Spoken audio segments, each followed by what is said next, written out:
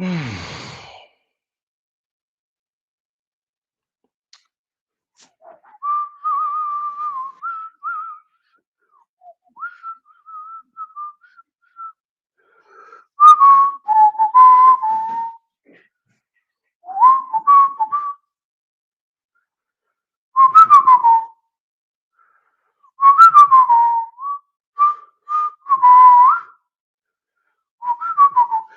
are live. Are we live?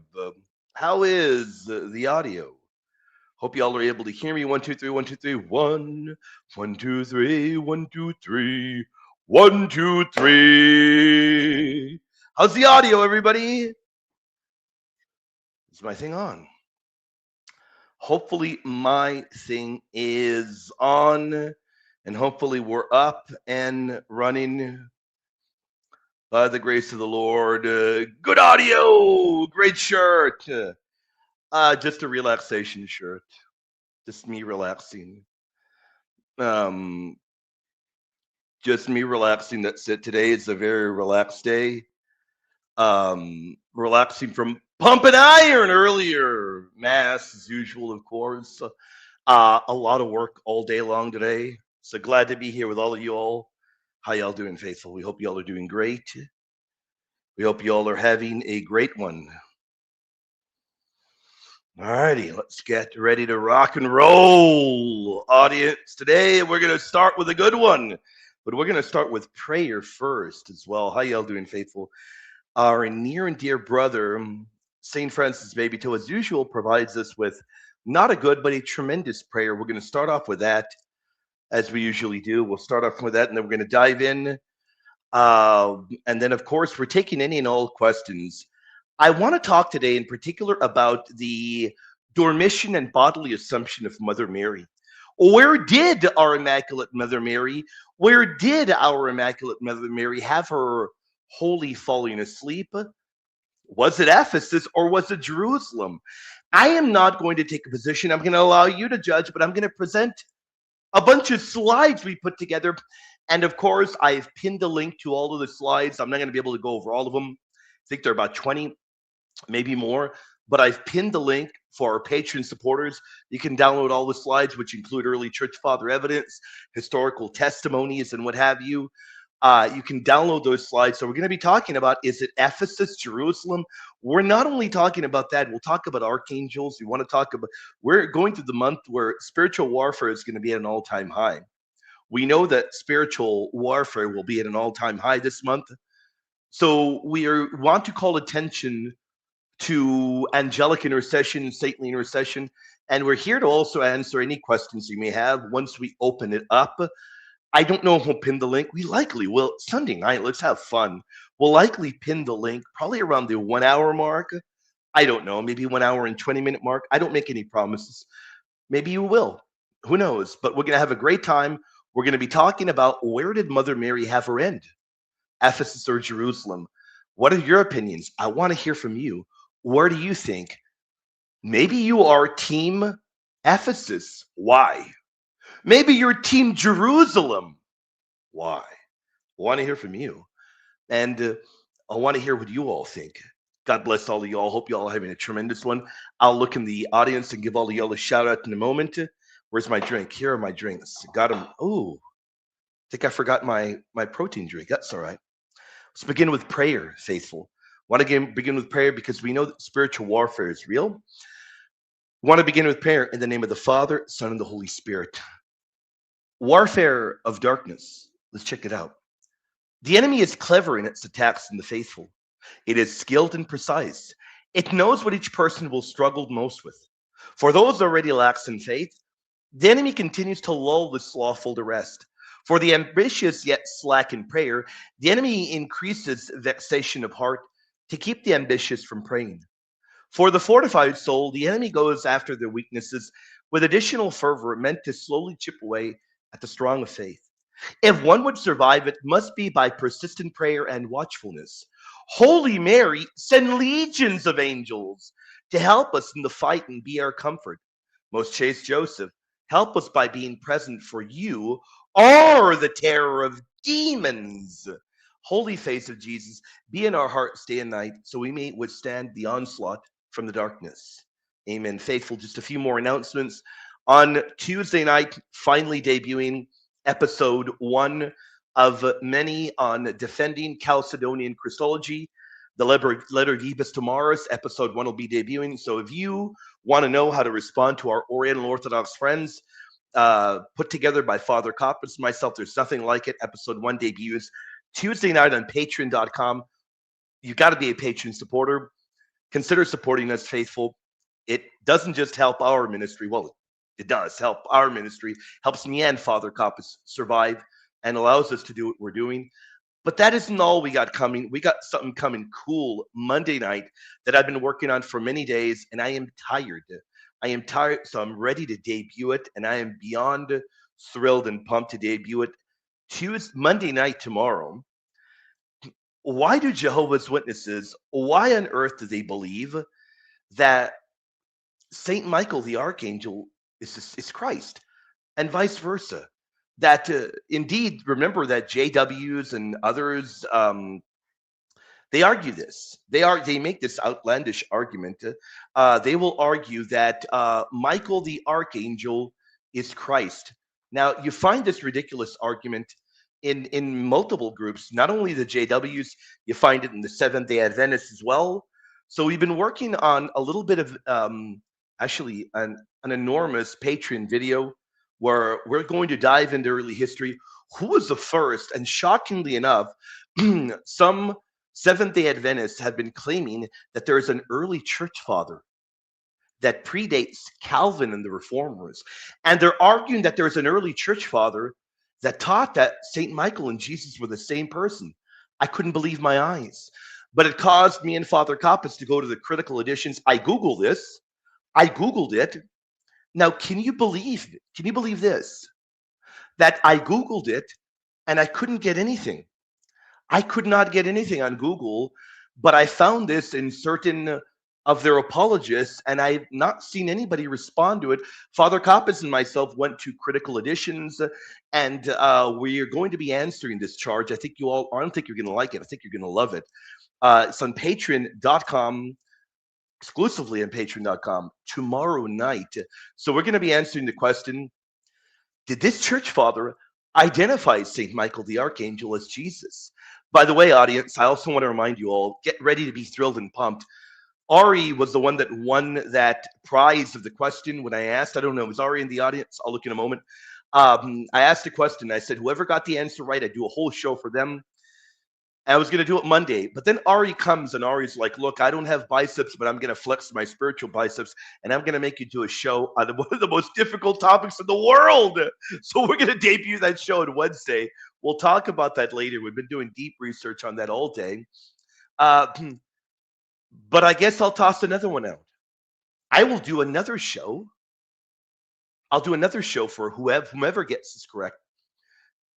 And I'm not going to give you the answer like I did. I basically told everybody what to Google. I Googled a century, and that's how I already got the answer.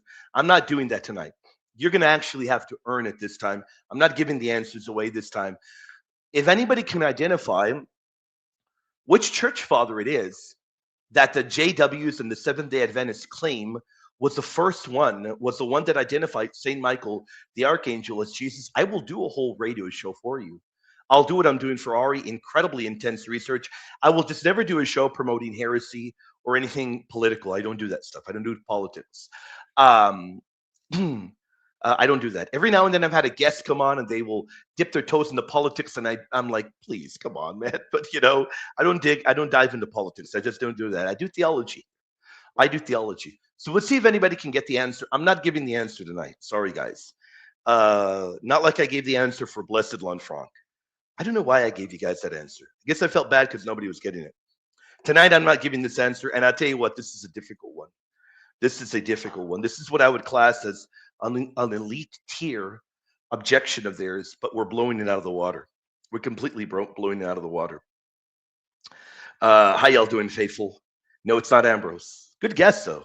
There she is there. The hater's there. How you doing, Ari? How you doing? He did. He sure did. Oh, yeah. We got people manifesting. Do we really? What do you got? There we go. It started. Is anyone Team Ephesus? I want to hear from you, man. Is anyone Team Ephesus? Dun64 says, I am Team Jerusalem just because the Proto-Evangelium of James. Just throwing names around. Just throwing names around. But the Proto-Evangelium of James doesn't tell you that that's where Holy Mother Mary had her holy dormition. You're just really randomly throwing names out now, man. Now you are randomly doing it. But I do want to stop and thank you for your support, Legend. We wouldn't be here able to do what we're doing without your support. Thank you so much, my friend. You all are incredible. And any and all questions you may have, we're going to be tackling them, audience. We're going to be tackling your questions. And enjoy William with a themed shirt. I don't like wearing them. I like to at least put a polo on or something whenever I'm doing my shows. I'm just laid back because it's Sunday. I don't regularly use just themed shirts, unless it's like a religious one. But this was gifted to me by a deacon. So, yeah, so I don't mind wearing it. God bless you, Dun64. How you doing, Legend? How's everybody else doing? And every now and then I'll look in the chat to see if anybody got the answer in the early church father. It's not St. Hippolytus of Rome. Tertullian is not a church father. Who do we got? It's not St. Ambrose of Milan.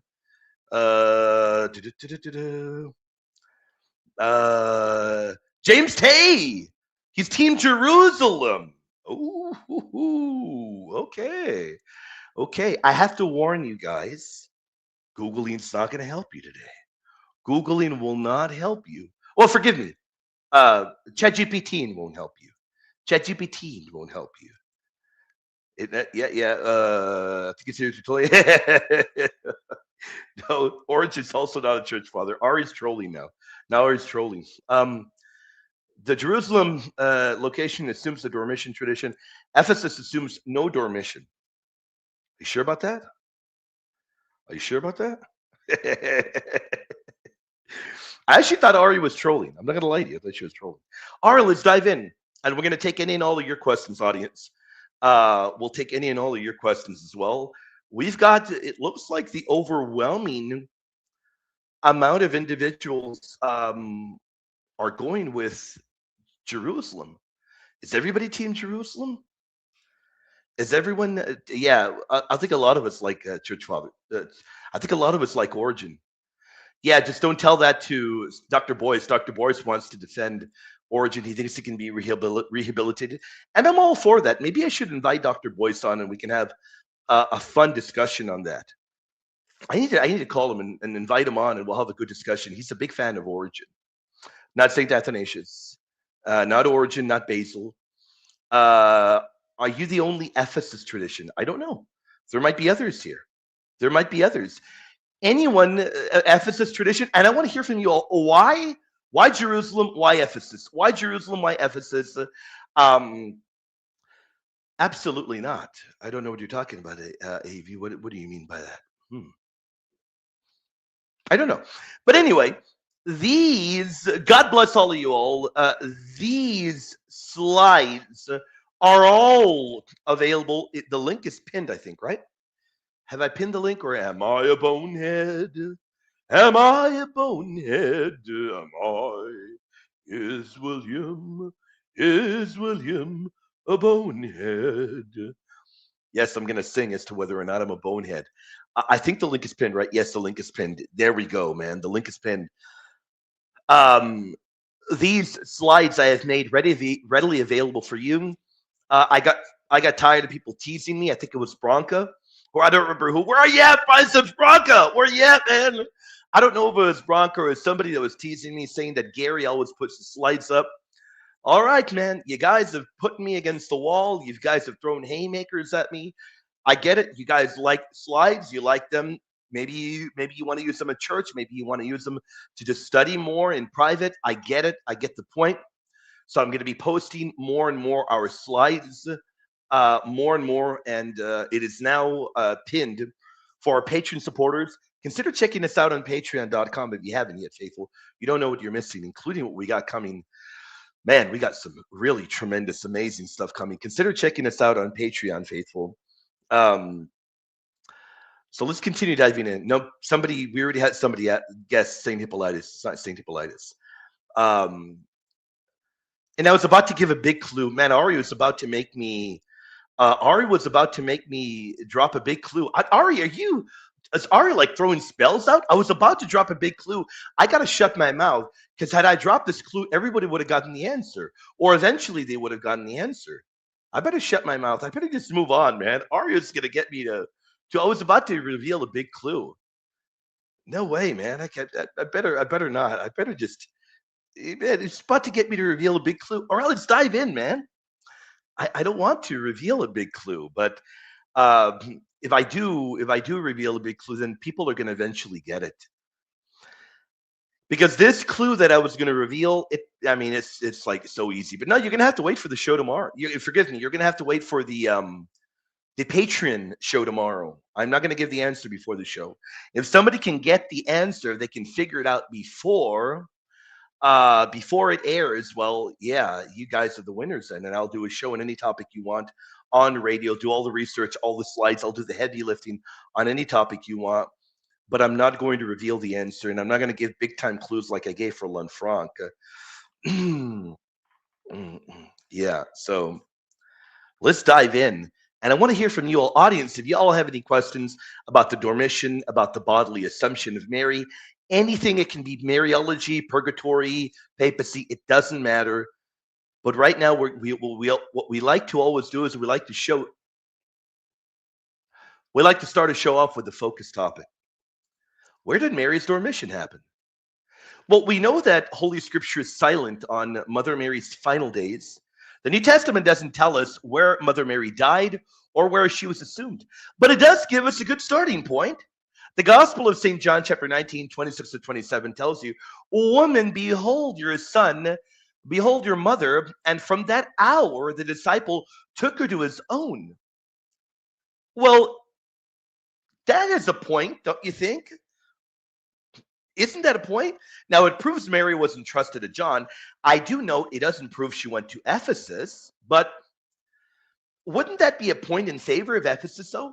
Even though I do note fairly, it doesn't prove she went to Ephesus, I think that is a point for Ephesus, because you can make a logical deduction. If St. John eventually went to Ephesus, wouldn't Mother Mary have gone with him? I think that's 1 point for Ephesus, right? Now, I know that you're making a little bit of a leap from St. John cared for Mary to Mary died in Ephesus. Now, that is not in the Bible, granted, but I'm going to say this is a point. This may not prove Ephesus, but it's a point, right? Or do you not agree with me? Maybe you flat out say, "There's no way, William, I don't even agree there." Well, how do you deal with the fact that St. John, that she was entrusted to the care of St. John went to Ephesus? Would she have not gone to Ephesus? How do you deal with that? I want to hear from you, the audience. And any questions you may have, I'd love to tackle them. And I'm not going to take a position. Now, if somebody forces me to give an answer, I'll give an answer. But that would be a real low blow, the way you all made Cameron do that during the debate. I think it was Bronco, right, made Cameron say, "All right, who do you think won the debate?" If somebody forces me, I'll give you my position. But I'm going to do my very best to just be not agnostic, but just be unbiased. And I'm going to present both. In fact, you're going to find in the slides that both traditions are going to be presented. So, okay, so the Bible's silent. Where is the last clear location?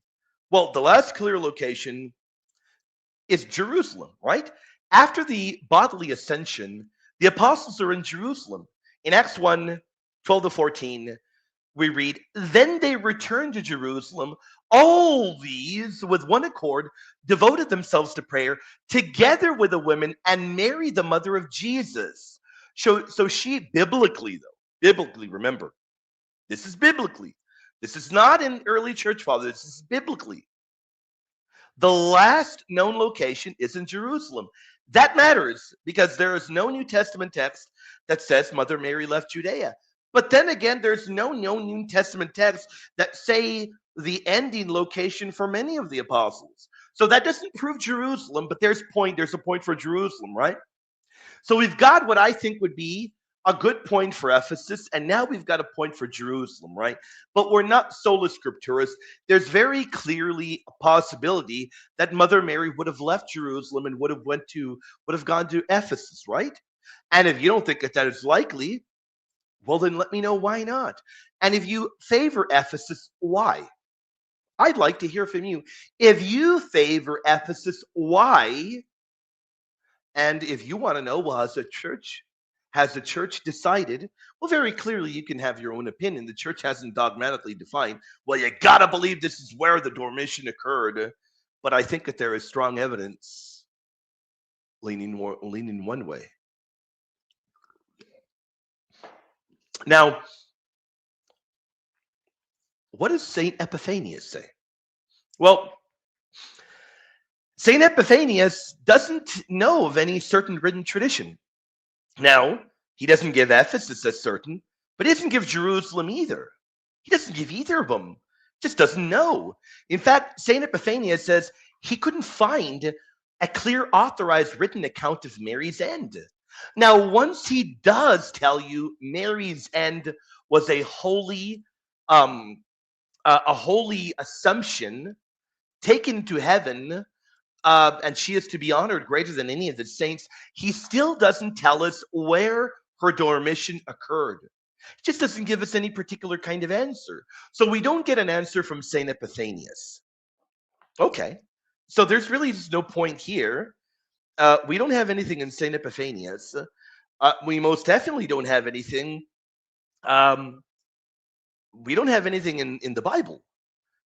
Even if I want to go here and I want to say the last clear location is Jerusalem, very clearly we can assume that she would have gone somewhere else, right? One can assume that. Don't assume just because this is the last location in the Bible that Jerusalem would be the best explanation. Surely we've got somebody that says Ephesus, right? Surely we have somebody that's going to say Ephesus and give the reasoning. Now, in the slides, I don't just present one, I also present evidence for Ephesus, which, if you think it's lesser, that's fine. Blessed Anne Catherine thought that Ephesus was where Mother Mary had her holy dormition. Yeah. Incredible question from the incredible. In fact, his biceps have grown. They're now 39.9 inches. I love you, Brother James Tay. Thank you for the tremendous point, brother. God bless you for your support, my friend. James says, Laudetur Jesus Christus. May the Lord give thee peace. I love reading that. May the Lord give thee peace.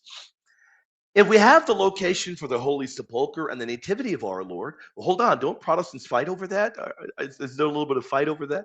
That's a topic for another day. I'm not even going to dip my toes into that right now. We can talk about that over the liturgy group later. How can the location for the dormition and the Assumption be doubted? Well, let me pose this to you. I know that you're probably aware that the earliest evidence, without a doubt, points to Jerusalem. How would you answer Blessed Anne Catherine's thoughts, and how would you deal with the argument? And remember, I am choosing to be unbiased, Bill, tonight, and I am choosing to be unbiased, and nobody can cheat. Nobody can cheat and force me to give an answer. So I'm staying in the middle. I'm staying neutral, but I want to play this kind of moderator kind of guy. You say Jerusalem. What do you do with Blessed Anne Catherine, and what do you do with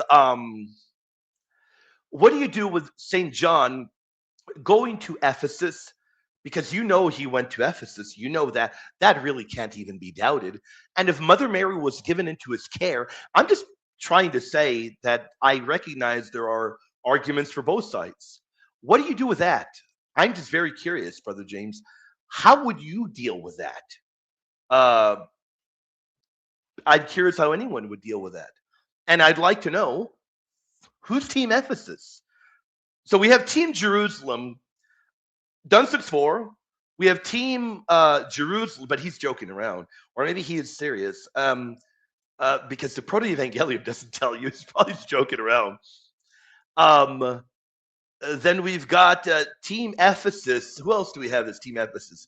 St. Francis Baby Toe. I don't know if we have anybody else, Team Ephesus. Do we have anyone else? The incredible James Tay says, anyways, happy feast day of Our Lady of the Angels, Queen of the Seraphic Order for you. That's what we're going to be talking about on the radio. Saturday was the feast of the Holy Maccabees. It sure was. Sure was. A feast that very often does get forgotten, right? Very often does get forgotten.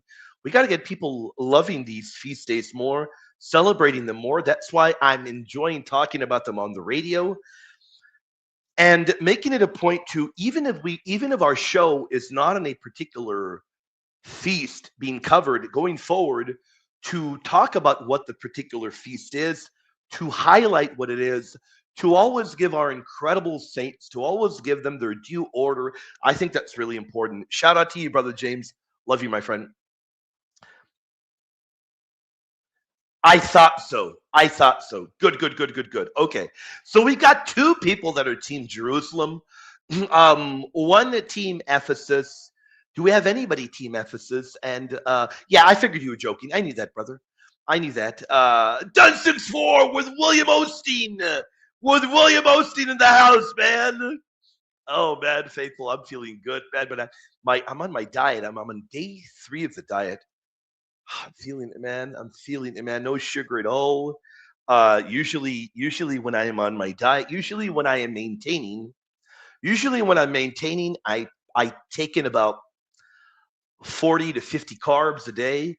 But when I am dieting and cutting completely, I am at like about, I don't know, between 5 and 10 carbs. So I'm feeling it, man. I'm feeling it, man. But I'm loving it. Can't wait to return to doing our fitness shows with a goated Father Coppus. And one of our first guests is going to be, I can't say, be a secret.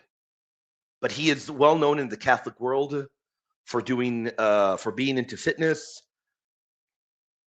In fact, I've done a show with him already. Can anyone guess? You're probably going to guess. By me just saying that, people are probably going to get the answer right. But me just saying that, people are probably going to, he's going to be a guest on my show. Yeah. This is a hard one. Daniel's saying this is a hard one. He hasn't looked in the chat who got the answer. I'm looking now. Clement of Alexandria, no. No.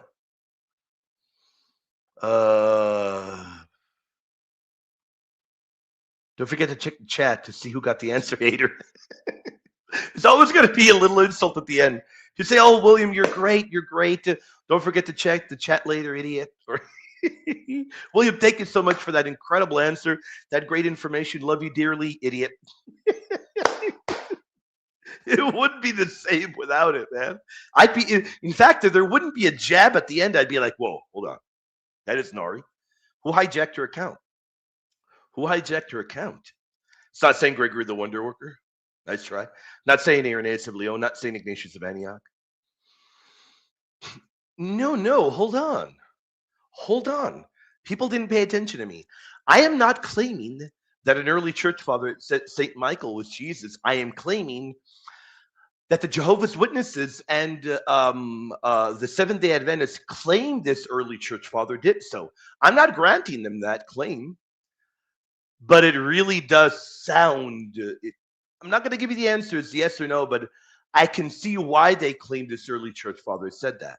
Is all I'm going to say. I can see why. But I'm not confirming. He didn't check mine. I didn't. St. Gregory of Nyssa, no. Hermas, no. That was a good guess. Shepherd of Hermas is a good one. Hilary of Poitiers, no. Augustine, no. Jerome, no. Mike Pentel, you got it. Mike Pentel will be the guest. I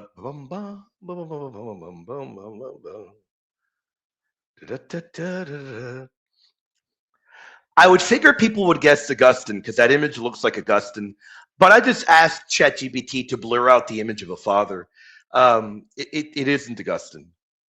It isn't Augustine. Yeah, it isn't Augustine. Look in the chat, though. How y'all doing, audience? And in a moment, I want to remind you all, in a moment, we're going to talk about, I think this month is going to be at an all-time high for, no, it's not St. Cyril. It's not St. Justin Martyr. It's not Origen of Alexandria. Origen's not a church father. It's not St. John Chrysostom. No, not St. Irenaeus of Lyon. No.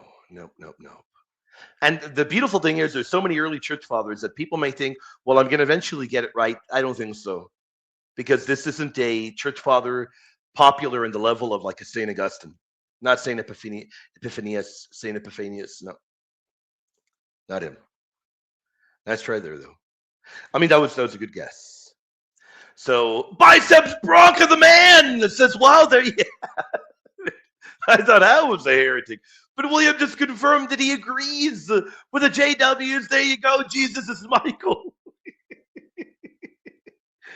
Oh, man. I'm with you. But I can't say that on the air, James. I can't say that on the air because remember, I am neutral and I want to hear evidence for Jerusalem and I want to hear evidence for Ephesus. Because for people saying, well, there's no evidence you can give for Ephesus, I don't believe you're right. I don't.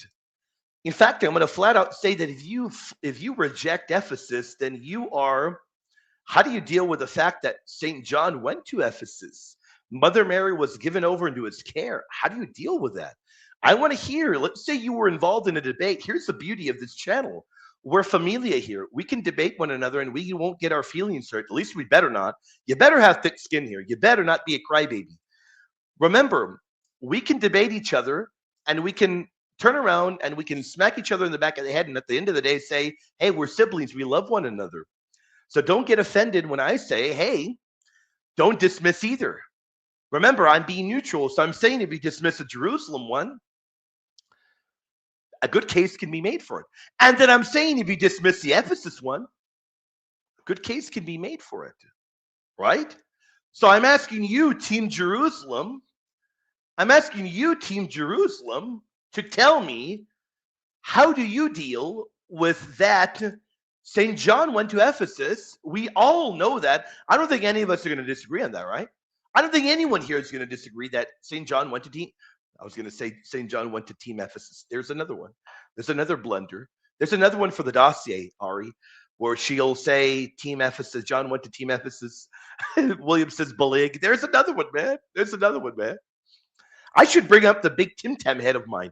Every time I make a stupid error, I'm going to probably start bringing up that Tim Tam head of mine, guys. No, I won't do that, man. No, I didn't say that, Biceps Bronca. By the way, Bronca, let me know if you love tonight on patreon.com. We got this airing. I was inspired by Biceps Bronca, and it's a topic that I love talking about. We've got it airing tonight on patreon.com.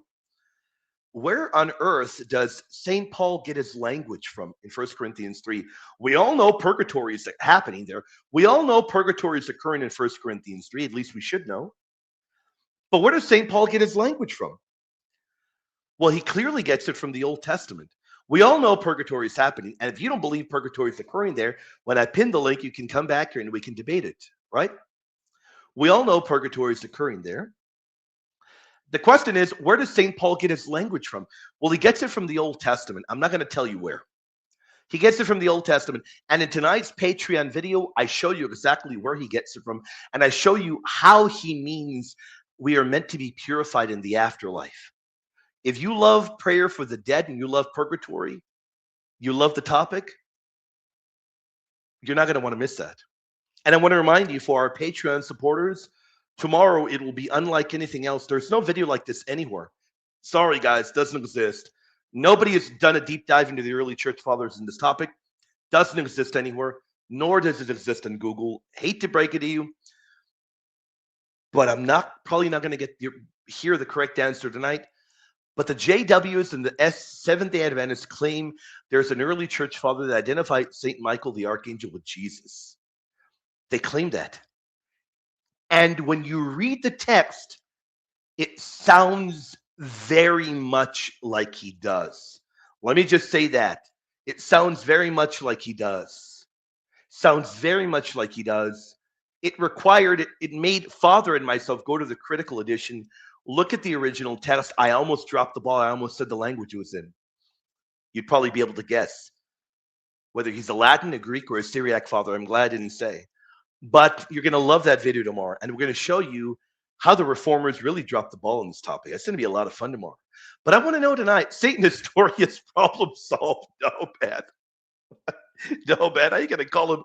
I'm not going to call him Satan Nestorius either, man, because that's when Ari's going to throw a big old party, man. No, man. Dustin Sport, thank you for the support, legend. God bless you, brother. And we'll look in the chat in a moment, see if anybody's gotten it. If anybody gets it, wow. And it's not St. Ephraim. Ooh. Tertullian? No. Saint Bede the Venerable? Melite of Sardis? No. Epiphanius? No. Jerome? No. Saint Dionysius? No. Eusebius? No. Is the Father a saint? He is. He is. That's a good guess, Ari. Now, you're not right, but that's a good guess. Minucius Felix, that's a good guess. I don't ever hear anybody mention him. I like that. And of course, you gotta be a hater, right? Arnobius, no, you're Googling these names now, hater. But that's okay. Saint Pamphilius, Arius. No, bad. Saint Polycarp, Victorinus of Patel. That's a good one. Victorinus of Patel. Papias, no. Saint Zeno, no. I'm getting scared. I have a feeling somebody's going to get it. People are starting to name obscure ones. I'm getting scared. Saint Maximus of Turin, I'm getting scared. I really am getting scared. Aphrahat, the Persian sage, no. It's Saint Cyril, no. I'm Saint Cyprian, no. I'm getting scared. I'm not going to lie, guys. I really am getting scared. I have a feeling somebody's going to get it. And if they get it, then it's going to spoil it. The tomorrow's show. And you all are going to know the answer. Man, you guys are really good. People are they're getting really close, man. And you're making me want to run and hide, guys. You're making me want to run and hide, man. People are making me want to hide, man. How y'all doing, faithful? The Lord bless all of you all.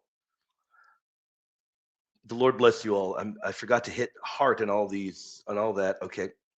I want to give an enormous shout out to the legendary, the tremendous Dun 64. By the way, who was the one that gifted a membership? There was a gifted membership the other day, and it was gifted to a female Catholic content creator. If you know who it is, you know who it is. We love her dearly. She's incredible. She's incredible. And she very often goes toe-to-toe with atheists and others. And she's a top one. She got gifted a membership, and she dropped a thank you on the channel. I'm not sure who gifted that. She sent a thank you. She wants everybody to know that it was a great blessing. And she said, thank you. God bless you. God bless you, my friend. Thank you so much. I throw out a bunch of names. I get called a cheater. I called Ari. I did. I called her a cheater too, right, Ari? I did. But that's okay. You guys can throw out as many as you want now. If anybody gets them, you get it. You can throw out as many as you want. If you get it, you get it. Saint Apollinaris. Not Apollinaris. That's no, not Melito, not Basil, not Methodius. Yeah, I said Ari is a cheater because she Googled it. That's okay. A win's a win, guys. Guys, a win is a win. Shout out to the legendaries, Dun64. I do want to call out who got gifted the membership. It was Mr. Easy, brother. Mr. Easy, my friend, who is a devoted Catholic, who is a lover of the faith. Brother, I know you are going to greatly appreciate that. Do not forget to say thank you to Dun64 who gifted you that membership. What a blessing. And I want to pause and thank all of you all. We would not be here able to do this work we do. We wouldn't be here able to teach or to do any of the material we do without your support. We are incredibly grateful, faithful. Dun64, thank you, my friend. God bless you, brother. And James, brother, you can throw out as many as you want. If you eventually get it, you get it. Not St. Methodius. Not St. Methodius. Mm-mm. Nope. Nope. But I guess maybe I'll give a tiny clue, right? Should I give a tiny clue? I'll give a tiny clue, but this is it. This is it. I'm going to give a tiny clue, and I won't give any more clues. This is a tiny clue. Do you guys want a tiny clue? And then we're going to go back to the Jerusalem versus Ephesus tradition. And what a hater. He says, Poopy has bias for the Jerusalem tradition. Can you prove that I do? Can you prove I do? I am as neutral as can be tonight, right? And now I want to know from my Ephesus friends, how do you defend Ephesus? All right, I'll give you a tiny big clue. The church father comes after Chalcedon. That's a big one. That's an enormous one. And even James Tay will tell you, that's a huge clue. That is a huge clue. I basically just narrowed it down for you all. And he's before the Middle Ages. There you go. That's a ginormous clue. Of course it's not Ambrose, unless Ambrose would have time traveled. Of course it's not Ambrose. Yeah, but you're not supposed to say that out loud, James. What a hater, man. Supposed to pretend that doesn't exist, James. Supposed to pretend that doesn't exist. No, not St. John Damascene. That's a good guess, though. That's a good guess. And I'll look in the chat again in a moment. Now Ari's like, oh, right. You gave me a narrowed dates, and I'm looking into it. We'll look in the chat in a moment again, audience. And I want to give an enormous shout out to all of you all. God bless you, faithful. For my team Ephesus, for Team Ephesus, I want to hear from you. Why Ephesus? Why Ephesus? Nope, not St. John Damascene. Nice try. Nice try. Wow. Woo! Really close. Really close. Man, so close with my so close that the hairs on my arm stood up. That was a close one. Whew. Man. Thank the good Lord that I hope that this just doesn't. I hope nobody gets it. I hope nobody gets it. Ooh, really, really close. No, Ari. No, not even close. Who did you say, Ari? Pope St. Gregory the Great? Oh, no. No. Sophronius of Jerusalem, no. St. Maximus, nope. Nope. We got Mike quaking in his boots. Keep guessing. Anastasia, and you don't need to spell it right, guys. You don't need to. If you get it remote, you get it close to being right. I'll give it to you guys. I'll give it to you guys. Don't worry. You know. True, but it isn't Pope St. Gregory. The hairs, I got plenty of them, Bronca. Bronca, look, brother. Nope. Not Rabanus. But I'll look in the chat again in a bit. I'll look in the chat again. John Colarossi. Where is it, John? Where did Mother Mary have her holy dormition? And I want to hear from you all. If you all defend Ephesus, why? If you defend Jerusalem, why? I want to hear from you all. Where is it? Now, where do the earliest traditions point to? Well, the earliest traditions point to Jerusalem. There's no arguing that. There's no arguing that. The earliest traditions point to Jerusalem. Think about it. This is important. No, I said post Chalcedon, Ari. I said post Chalcedon.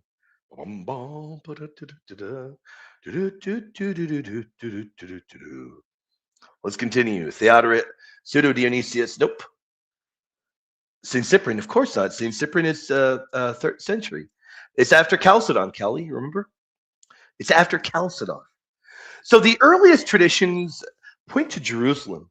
The earliest Dormition and Transitus traditions place Mother Mary's burial in the area of Jerusalem. The book of John, Pseudo John at least, on the Dormition of Mary, the tradition places Mother Mary's tomb at Gethsemane. This is key. The earliest narratives don't say Ephesus, they say Jerusalem. Gethsemane and the Valley of Josaphat. The Jerusalem tradition is very specific. It doesn't merely say somewhere in Judea, it says Mother Mary was buried near Gethsemane, the Mount of Olives, the Valley of Josaphat, Kidron Valley. That specificity is a mark of ancient local memory. That is a mark of ancient local memory. So that there's a powerful witness there, right there. The Breviarius of Jerusalem is late 4th, early 5th century. The short description of Jerusalem mentions a basilica of Holy Mary in the valley containing her sepulchre. This is extremely early compared with the Ephesus tradition. But of course, let me look. Oh, we got a winner. We got a winner. We've got a winner. We've got a winner. That's the winner right there, man. You got it. You've unmasked him. You've taken the mask off. You've unveiled the great Saint Caesarius of Arles. We've got a winner. We've got a champion. We have a winner, Saint Caesarius, whatever, of Arles. We've got a winner. You got it. You've taken that mask off and you've revealed him. And quite fitting, I am glad.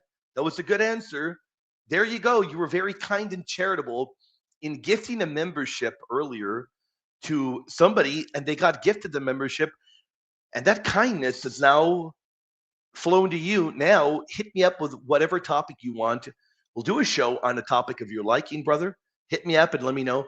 But remember, we will not do a show, nothing political, nothing promoting blasphemy. You know the rules already. Good answer, man. Good answer, man. I love it, man. I love it. What a winner. What a winner, man. What a champion. What a champion. Bum, bum, bum, bum, bum, bum, bum. What a champ, man. There you go. There were so many names. Yes.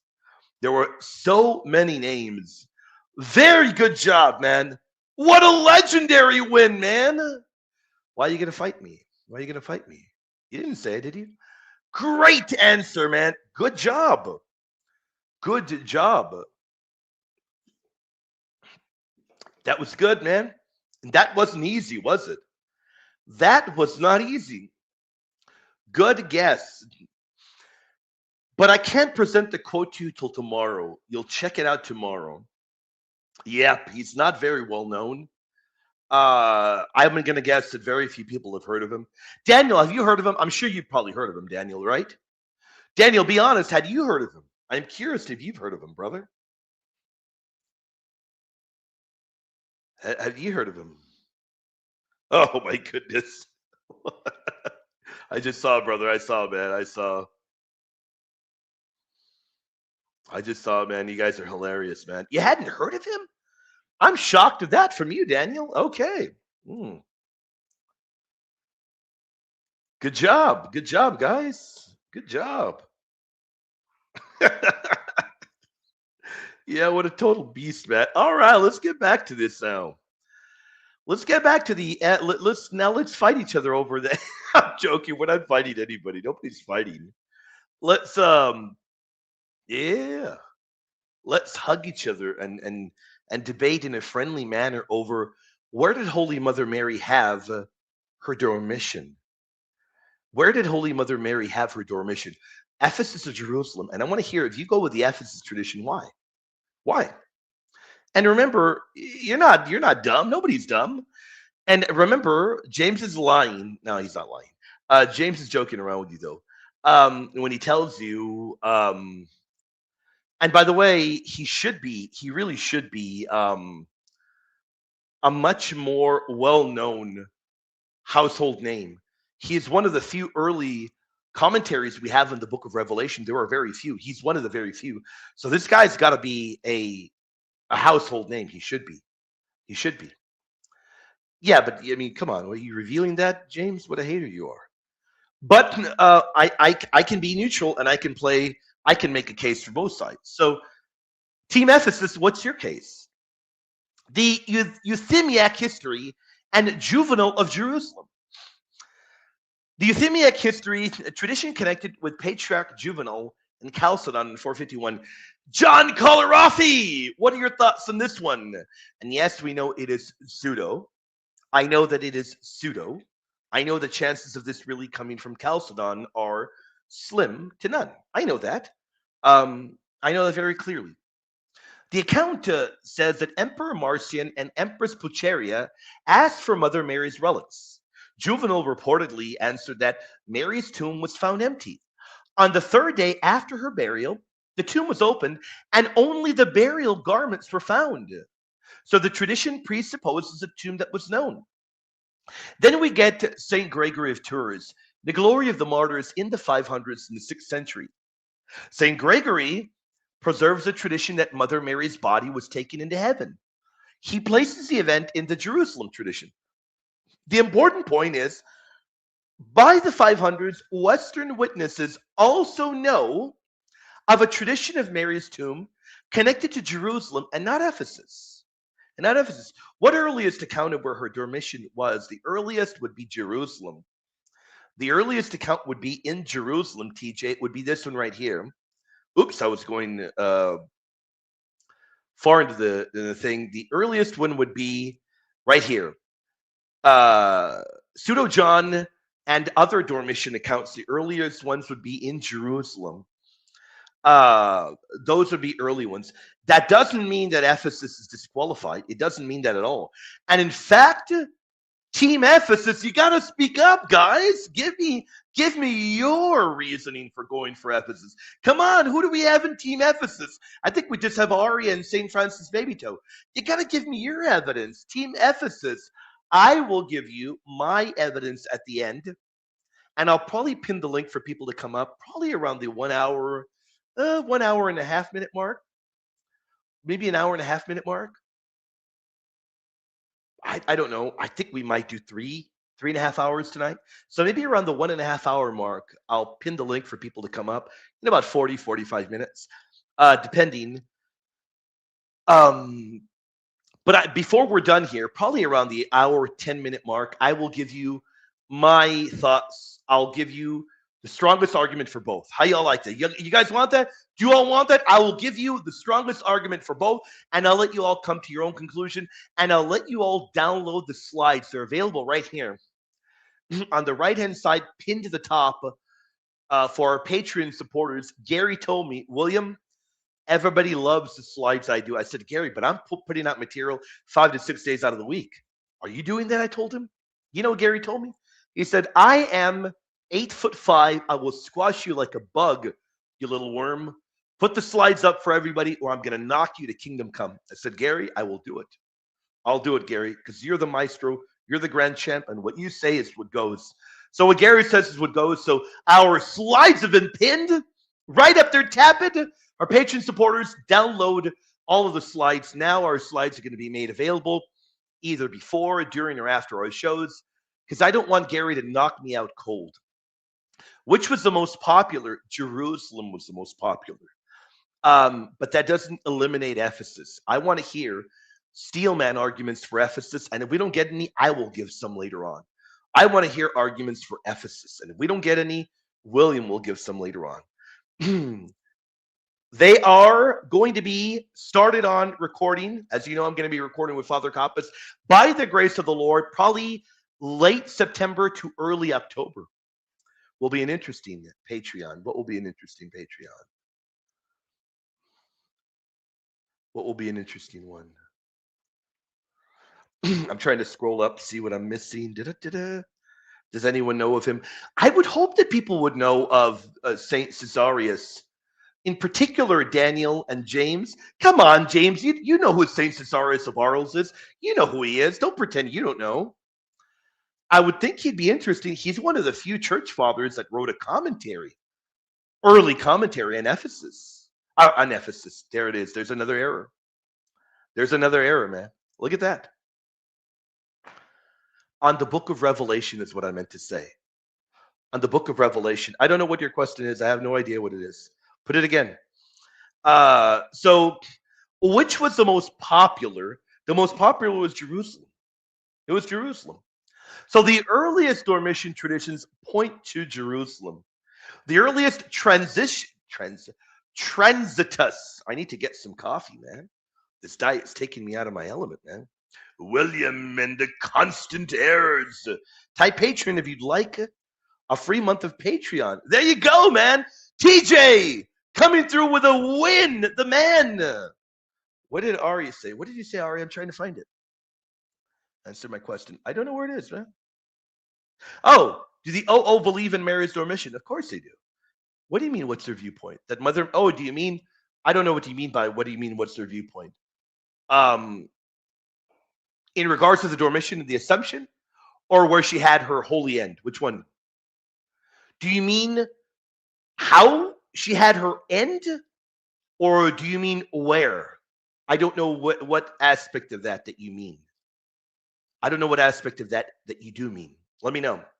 Audience, if somebody does not have a Patreon yet, TJ is being nice. He will gift you a month of Patreon. Just say Patreon in the chat. Don't be shy. Don't be shy. They believe Mary had her holy Dormition, then was taken up bodily into heaven, Ari. They believe exactly like we do. Where? She meant where? Yeah, Jerusalem. They'll lean. The predominant view is Jerusalem amongst the apostolic churches.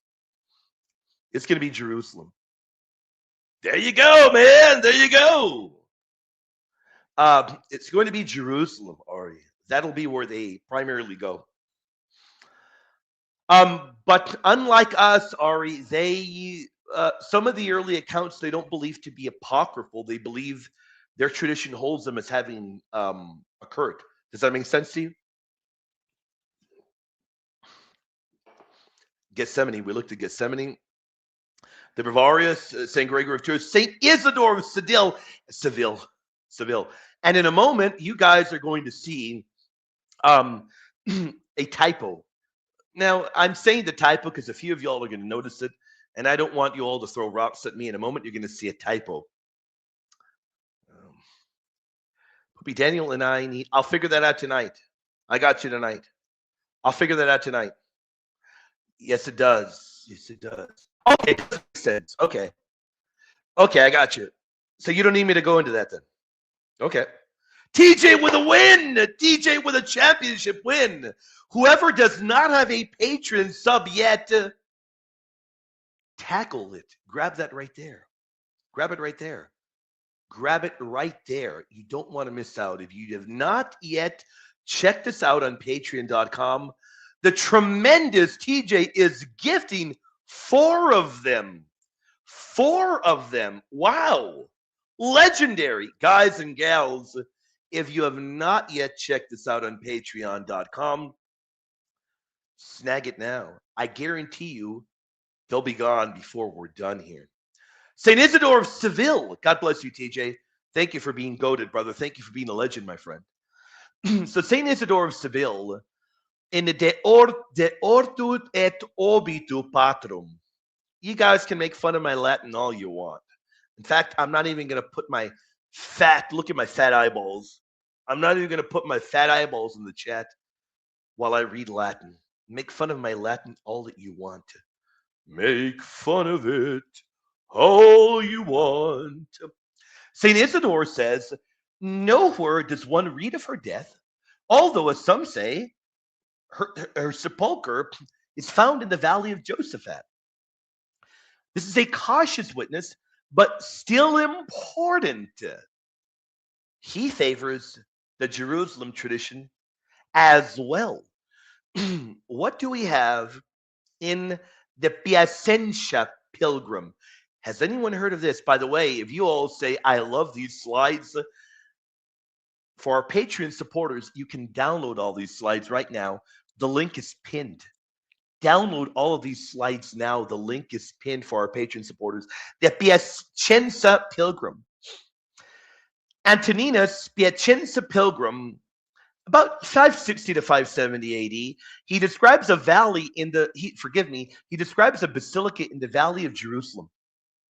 The account says, there is the Basilica of the Blessed Mary, which they say was her house, in which is shown a sepulchre, for which they say Blessed Mary was taken up into heaven.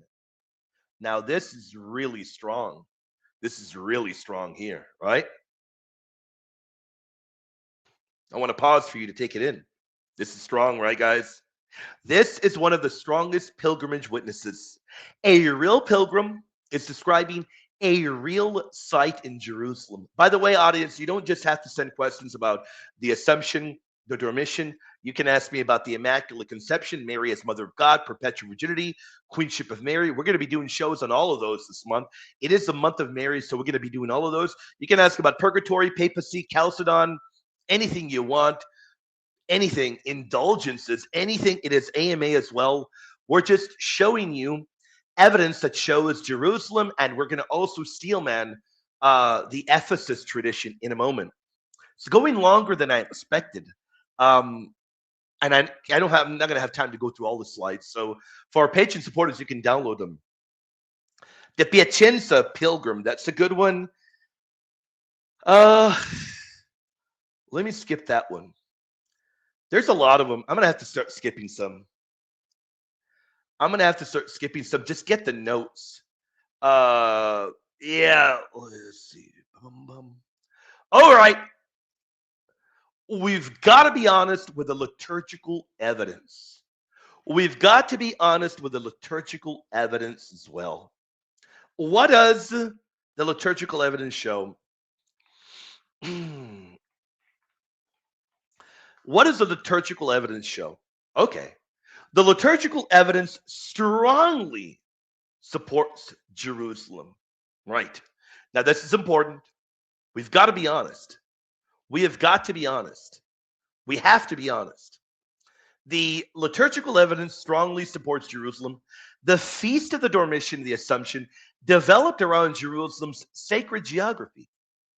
Ancient Coptic and Georgian liturgical witnesses connect the feast with Gethsemane. This is important because liturgy preserves communal memory. The church did not develop a great Dormition feast around Ephesus. It developed around Jerusalem. All right, you may be thinking, I so much for being neutral, William. I thought that you were neutral. I'm Team Ephesus, dude. You're not neutral. I'm being honest with the evidence. William is honest with the evidence. And I am also honest that there is evidence for Ephesus too. So for my Team Ephesus, I haven't heard from you. I want to know, what is your very best evidence? What is your best evidence, Team Ephesus? What do you say? Look, I'm going to flex my Ephesus evidence. This is what I believe. Well, for me, the very best argument for Ephesus is St. John cared for Mary. St. John later ministered in Asia Minor. Therefore, Mary may have gone with St. John. That's a really good case can be made, right? Now, I wrote this is only possible, not proven, but a good case can be made, right? Also, St. John, he could have cared for Mary in Jerusalem before later going to Ephesus. The Bible doesn't say Mary went with him, right? An early Dormition tradition doesn't say she died there. But a really good case can be made for Ephesus, right? Why? Well, Jesus entrusted Mother Mary to the beloved disciple. And if the beloved disciple later ministered in Ephesus, and he did, then wouldn't it be reasonable that Mother Mary would have eventually accompanied him there? I think that would be pretty reasonable, right? What do you all think? And let me start tossing out early church fathers. For Team Ephesus, you're going to like this. And I want your best evidence, Team Ephesus. Now, by the 2nd century, St. Irenaeus of Lyon was already connecting St. John with Ephesus. So if St. John's final ministry was there in Ephesus, well, isn't it very likely Mother Mary would have shared his household? And if Mother Mary didn't share his household, where he had his final ministry, then what do the words of the gospel mean? When we read that she was given into his care, doesn't the Greek indicate perpetuity? I am being honest with you. I want to hear Team Jerusalem give me your best rebuttal. Team Jerusalem, what's your best rebuttal? That's a heck of an argument, I'd say, right? So, what about the importance at the Council of Ephesus? The city has strong Marian importance. Why? Some say this preserves an older memory rather than a new one. Maybe she ended her life there. Is that possible? Is that possible? Now, what about the House of Mary near Ephesus, where there is a long-standing devotional tradition? What do you deal with that? It is Medium Anaevi, House of Mary near Ephesus. Team Jerusalem, how do you answer that? Then, how do we deal with, certainly nobody's going to say that nobody's going to have a negative word to say of Blessed Aunt Catherine Emmerich, one of the greatest visionaries ever, one of the greatest mystics ever, who got particular details right. How did she get them right? To an area she never knew about. How? Blessed Aunt Catherine was never there. Do I have anybody in Team Ephesus that loves Blessed Aunt Catherine and that has read what she said? How do you deal with that? Now, we know it's private revelation, but the details she gives are pretty powerful, right? Now, for people saying there's no evidence, there are medieval Syriac texts. Now, I know that they appear around the 800s, 9th century. But then later on, you have medieval Syriac authors that will place the Dormition of Mary in Ephesus. How do you deal with that? So how is that going to be dealt with? And I told you all I was going to be neutral tonight. I'm going to present both evidence. Now I can, for whatever position I hold to, I can give my response, but I'm trying to steelman the very best case for Ephesus. And I think that for people that may be laughing off Ephesus and thinking, ha, ha, ha, ha, ha, there is nothing for Ephesus. Ha, ha, ha, ha. Well, I don't think you're right. Is it later? Sure. Is it non-existent? No, it's there. What do you do with the House of Mary tradition? What do you do with the medieval Syriac witnesses? What do you do with the Council of Ephesus? What do you do with the Johannine tradition, especially from the 100s, from St. Irenaeus that connects St. John with Ephesus? And if his final ministry was there, well, what does the Greek mean of John 19, where Mother Mary was entrusted to the beloved disciple? So, to think that there is no case, would not be smart, would it? There's a case, right? There's definitely a case that can be made. There is definitely a case that can be made. So people that are thinking, well, there's no case at all. Well, right? Oops, let me open my Bible.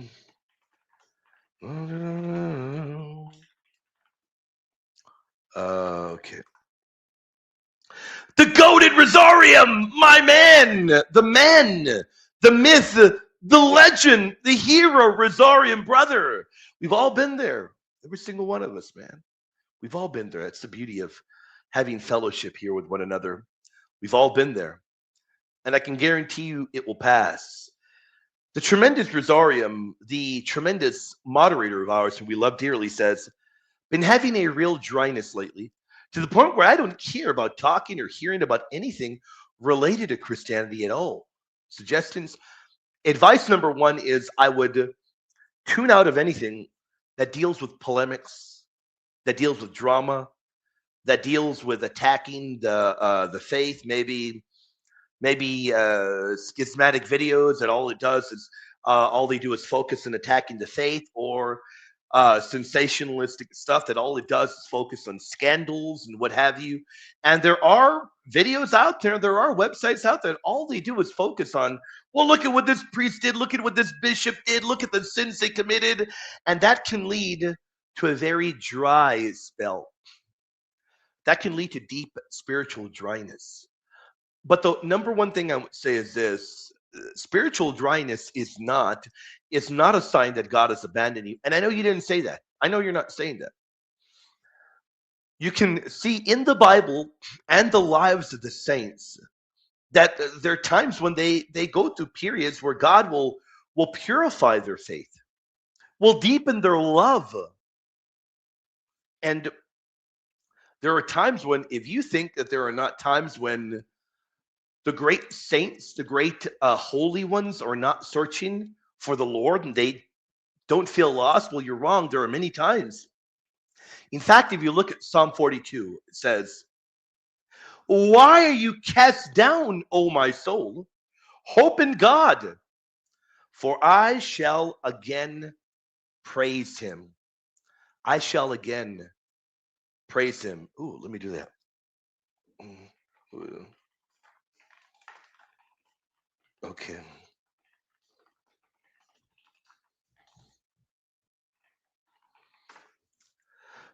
And so there are periods where people go, Ari, if Ari is around, Ari, can you email me?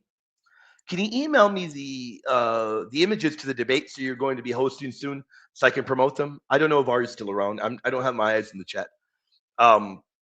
If you are, could you email me those? I have them on my laptop. I don't have them here. Now, and if she's not around, we'll just promote them. I'll talk about them. Psalm 42:5 shows a real searching for the Lord. A real searching for the Lord. You find that so often. You know, this is why I love David. David messed up a lot. And a lot of the times David would mess up, he would really sincerely search for the Lord. He would sincerely search and grasp for the Lord. And here he's speaking to his own soul. And here he's showing you that he's cast down. He's cast down. But remember that even as you're going through a dark period, to never forget to persevere, to, as St. Paul says, to pray without ceasing. Man, did they go through dark periods, faithful. Man, did the great saints go through real dark periods. Man, they went through very dark ones, but they persevered to the end. I have gone through dry periods as well, Rosarium, where I tell you one thing, where I feel battered from all of the horrible attacks in the faith, all these horrible, nasty things that I see online, that I feel so discouraged. And I say, why? Why? What a messed up world we live in, to where I feel so downtrodden that at times I don't even feel like getting to Holy Mass. You know what I do, Rosarium? I get my grass to confession. I get my grass to confession. And I feel reinvigorated. I feel on fire. But everyone goes through dry periods. Brother, let me tell you, man, some of the greatest saints of all, St. John of the Cross, man. Anybody love St. John, the great Carmelite mystic? The great Carmelite mystic. He talked about what is famously known as the dark night of the soul, where he went through dry periods, and then that would lead to a deeper union with God. St. Teresa of Avila, you know, she spoke about how sometimes she didn't have any energy or desire to pray. Spiritual warfare. Spiritual warfare. 1,000% spiritual warfare. 1,000%. There's no doubt about it. Spiritual warfare. St. Teresa of Avila wrote of that more than once. But she never abandoned prayer ever. She never abandoned prayer. St. Teresa of Lisieux as well. In fact, towards the end of her life, and I'm going to tell you why this happened, why great biographers of her even testify. She wrote about a deep interior darkness, a difficulty to pray, a difficulty to walk with the Lord, but she continued to do so. When the devil sees you getting closer and closer to Jesus, the devil's going to want to wrench you away and rip you away. Spiritual warfare is 1,000% real. And maybe you've been witnessing some dark things lately, things that have been discouraging. Let me look up the quote from St. Francis de Sales that I had. I had it because I presented it in the Patreon video. Let me present it to you right now. It is going to remind you. Let me get it. Hold on. Remember the words of St. Francis de Sales. Let me show you. Here they are. Do not lose courage in considering your own imperfections. He said to be peaceful, patient. A lot of us lack patience. A lot of us lack patience. What advice would I give you? I'd give you the advice that a great St. Teresa would give you, a great St. Padre Pio as well. Continue to pray daily. Even if it feels empty, it's not empty. Attend Mass. Receive the Holy Eucharist worthily. Worthily. Get to confession when you can. Get to confession. Read the Bible daily. You've got a Bible, read the Fathers. Spend time in the Psalms. I would spend time in the Psalms, especially. I would spend time in the Psalms, especially knowing how many trials and tribulations David underwent. I would do that. Try to perform works of charity as well. Even when you feel spiritually cold or you feel like you're just going through a dry spell, trust that God is working, my friend. I can guarantee you he's working through your life, even right now, my friend. God bless you, brother. Who do we have in the audience? I'm trying to see. Who do we have?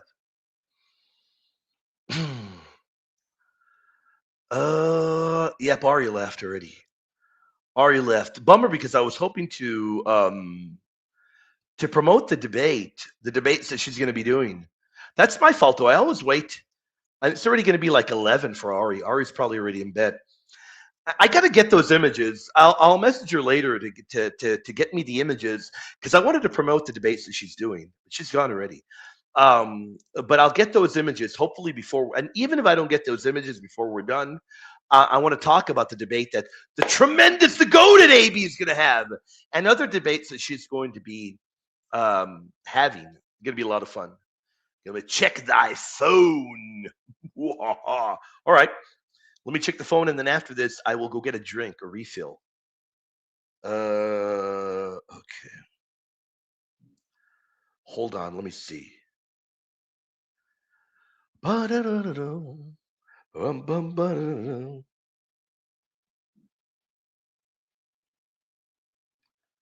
Okay.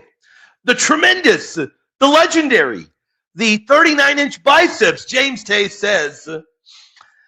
There's a tradition that the Blessed Mother walked, yeah, I know this one, the Via Dolorosa throughout her life. So that means she was in Jerusalem around the end of her life.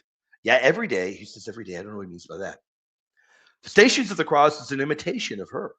So it's more reasonable for her to have had her dormition in Jerusalem. Tremendous points, brother. Now, I'd love to ask you, how do you deal with the steelman arguments that I presented for Ephesus? Of John 19 indicating that Mother Mary would be given over into the perpetual care of St. John. His ministry, the final location of it was Ephesus. Wouldn't that have been her final location? I'm not arguing with you on the historicity of Jerusalem.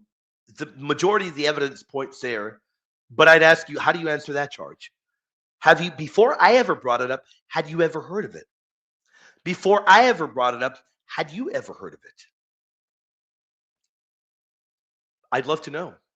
By the way, audience, we are taking any and all questions now, any and all. And we're going to pin the link in about 15 minutes, 15 to 20, because we're going to do over 3 hours tonight, 15 to 20 minutes. Shout out to the incredible AB. God bless you, brother. Thank you for the support, my friend. And I want to put a heart before I get up and I get another drink. Probably going to get an iced coffee. God bless you. Thank you, AB, for your support, my friend. Thank you for being a legend, brother. The Lord bless you, brother. Faithful, I appreciate you all greatly, because we would not be able to do what we're doing here, Faithful. I want to be clear. Our ministry would not survive without your support, Faithful. God bless you immensely. Let me pin that link.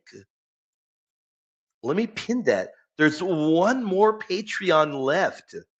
Wow. There's one left. Brangelo, you might as well hop on board, brother. Hop on board and join the familia, brother. Grab that link. God bless you, my friend. Thank you, Brother AB, and thank you, TJ, for being a legend, my friend. I'm going to get another drink, audience. I'm going to get should I get another diet drink? These are good. Dr. Pepper Zero Cream Soda. These are so good. Or should I get an iced coffee? Or should I get an iced coffee? Let me go ahead and get another one of these. These are good. And I'll be back in a moment. This is a tremendous question. Heard a tradition where after living in Ephesus, the Virgin Mary traveled back to Jerusalem to retrace the footsteps of Jesus, got sick, and died. Yes, that's a really good answer. That's a really good answer that nobody else provided but you. Very good response. That's a really good one. And that would be the very best way to answer the Ephesus argument that I posed. That would be the very best way. But we want to dive into that. We'll dive into that possibility in a moment. I'm going to take that as a question. And when we get back, we'll dive into that. In a moment, I'll pin that link. At the moment, we have the link pinned for a patron subscription. Snag it while you can, man. Snag it while you can. Shiri says it's too late for coffee. Guys, if anybody knows William, it is 9:47 for William. 10, 11, 12, 1, 2. I'm going to be up another 5 hours, guys. I'm not going to bed anytime soon. When we're done here, I continue editing material. I'm preparing for our class on Tuesday evening, and I'm working on editing material. We're not going anywhere. By the way, we're also going to be talking about spiritual warfare in a little bit. We're going to be talking about archangels, saints, anything you have on your mind, anything and everything. Anything and everything, audience. And I'll take this as a question in a moment. I'll be back in just like a minute, audience. Give me a moment. A moment.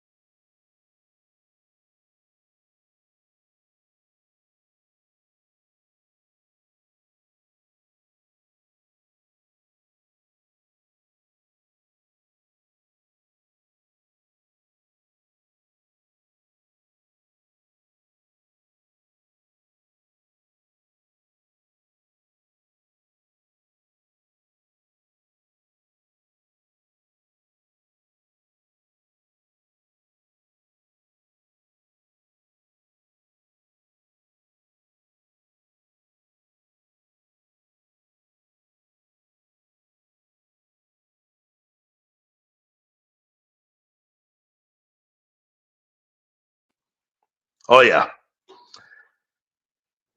I hear from people very often that having coffee right before bed will keep them up. It would never keep me up. No. It's never too late for coffee. No, it's never, ever. Hey, what are you doing, cat? What a terrible cat from the pit of purgatory. Caffeine addiction is real. Caffeine's good for you. It's good for you. You know that? It's healthy for you. Now, in a moderation, it is. Brother Bronca, how do you like your coffee, heretic?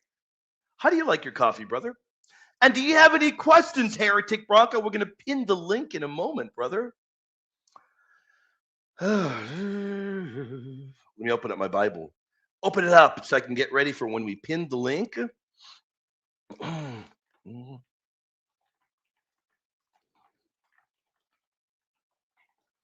Okay.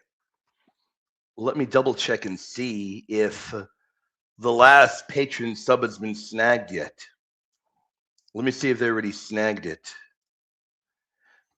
Elena, don't be a hater. Elena, she'll knock down a bunch of stuff. No, Elena, no. We don't want that, Elena, no. They've all been claimed. I love it. So because they've all been claimed, now I can pin the link. We'll begin bringing people up. Not yet. I'm going to pin the link. We'll begin bringing people up in about 15 minutes. Come on, unpin. There we go. I don't think William has real coffee.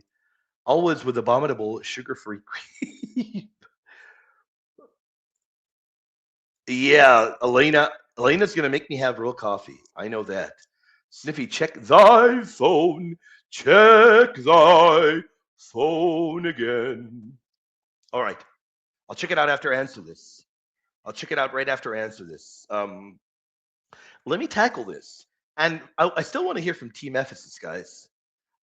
Turkish style coffee. There we go. Cool. Okay.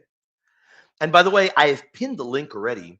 I'll begin bringing people up in a moment. In a moment.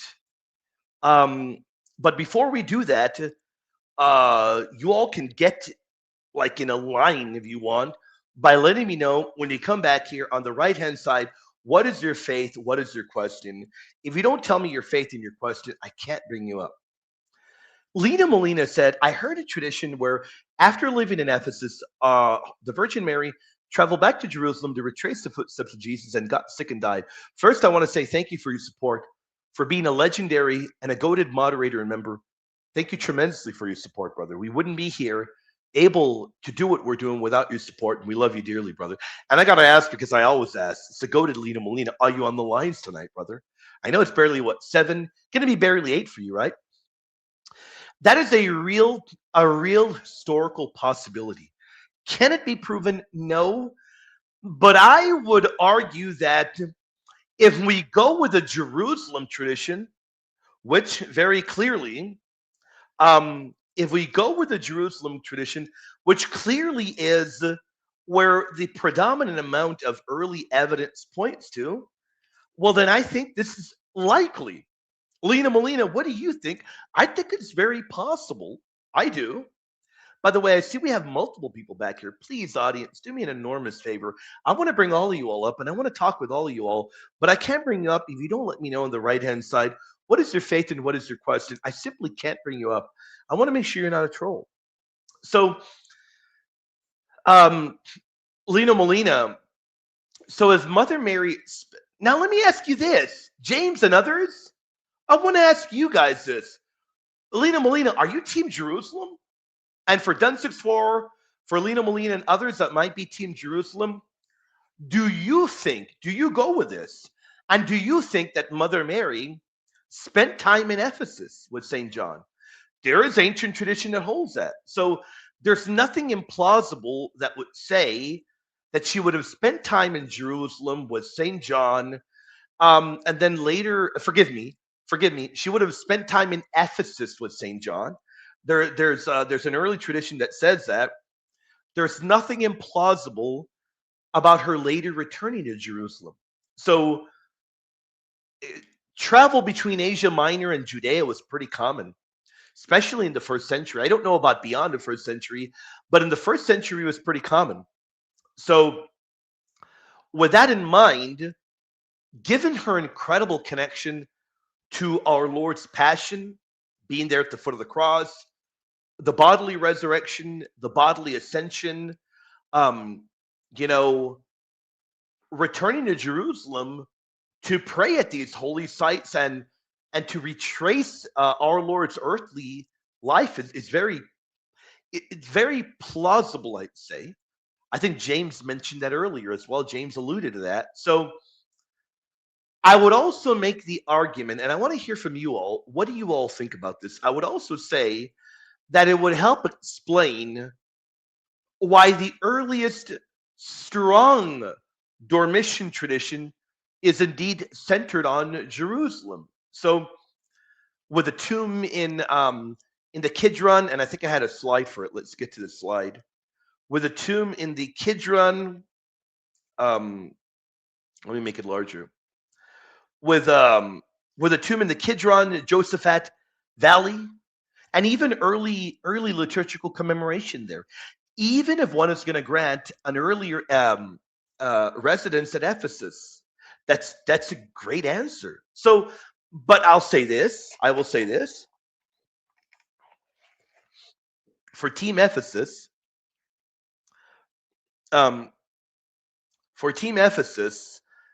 it is speculation, right? It's speculation. So, Team Ephesus, you can still make your case. What is your case? I'd like to hear. Sniffy, check thy phone again. Check thy phone again. Let me read this from the tremendous James Tay. If the Blessed Mother walked the Via Dolorosa every day, which tradition says she did, certain ones, she could have returned to Jerusalem on a pilgrimage with St. John. But is there any evidence that she returned with St. John? There probably is that evidence that it was with him, right? The Dormition tradition says all the apostles except St. Thomas were there at her Dormition. You're correct. You're right. It could be that they all returned for something, right? Yeah. It could also have been around the time of the Council of Jerusalem. We don't know. Or maybe she was spending time with her stepson or nephew, St. James the Just, the Lesser. I like that. But I like how vague you are there.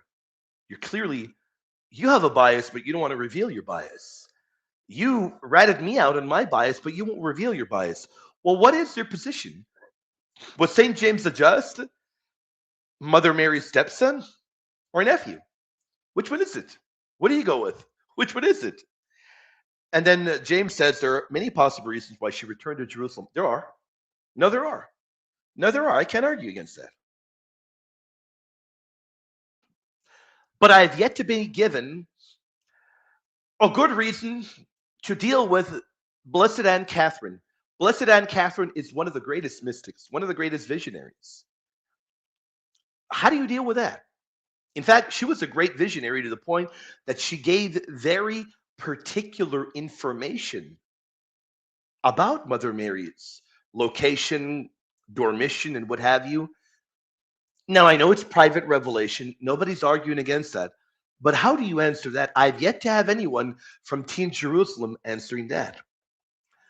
Well, the thing is, Lena Molina, not necessarily. She could have traveled with St. John. It wouldn't have been implausible that they both would have. And by the way, thank you for the support, brother. And just a reminder for people backstage, but Moises, you haven't told me your question, brother. Come on, Moises, please, brother. I don't know how many times I have to repeat it, faithful. What is your faith and what is your question? Please, guys, please. I'm going to bring you up. I promise. I want to make sure you're not a troll. What is your faith and your question? I want to make sure you're not a troll. So, Lena Molina, not necessarily. St. John and St. Mary, Holy Mother Mary, could have traveled together. Yeah. If she would have returned to Jerusalem, she could have traveled. She could have traveled with St. John.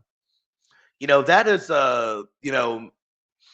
possible. It is not impossible. So if one is going to accept, I would say that if one is going to accept that Mother Mary later returned to Jerusalem, which the evidence seems to point, early evidence, is it likely she traveled with St. John? It is. And then here's another one. And then we're going to go backstage. We're going to see who we have back here, see what questions they have.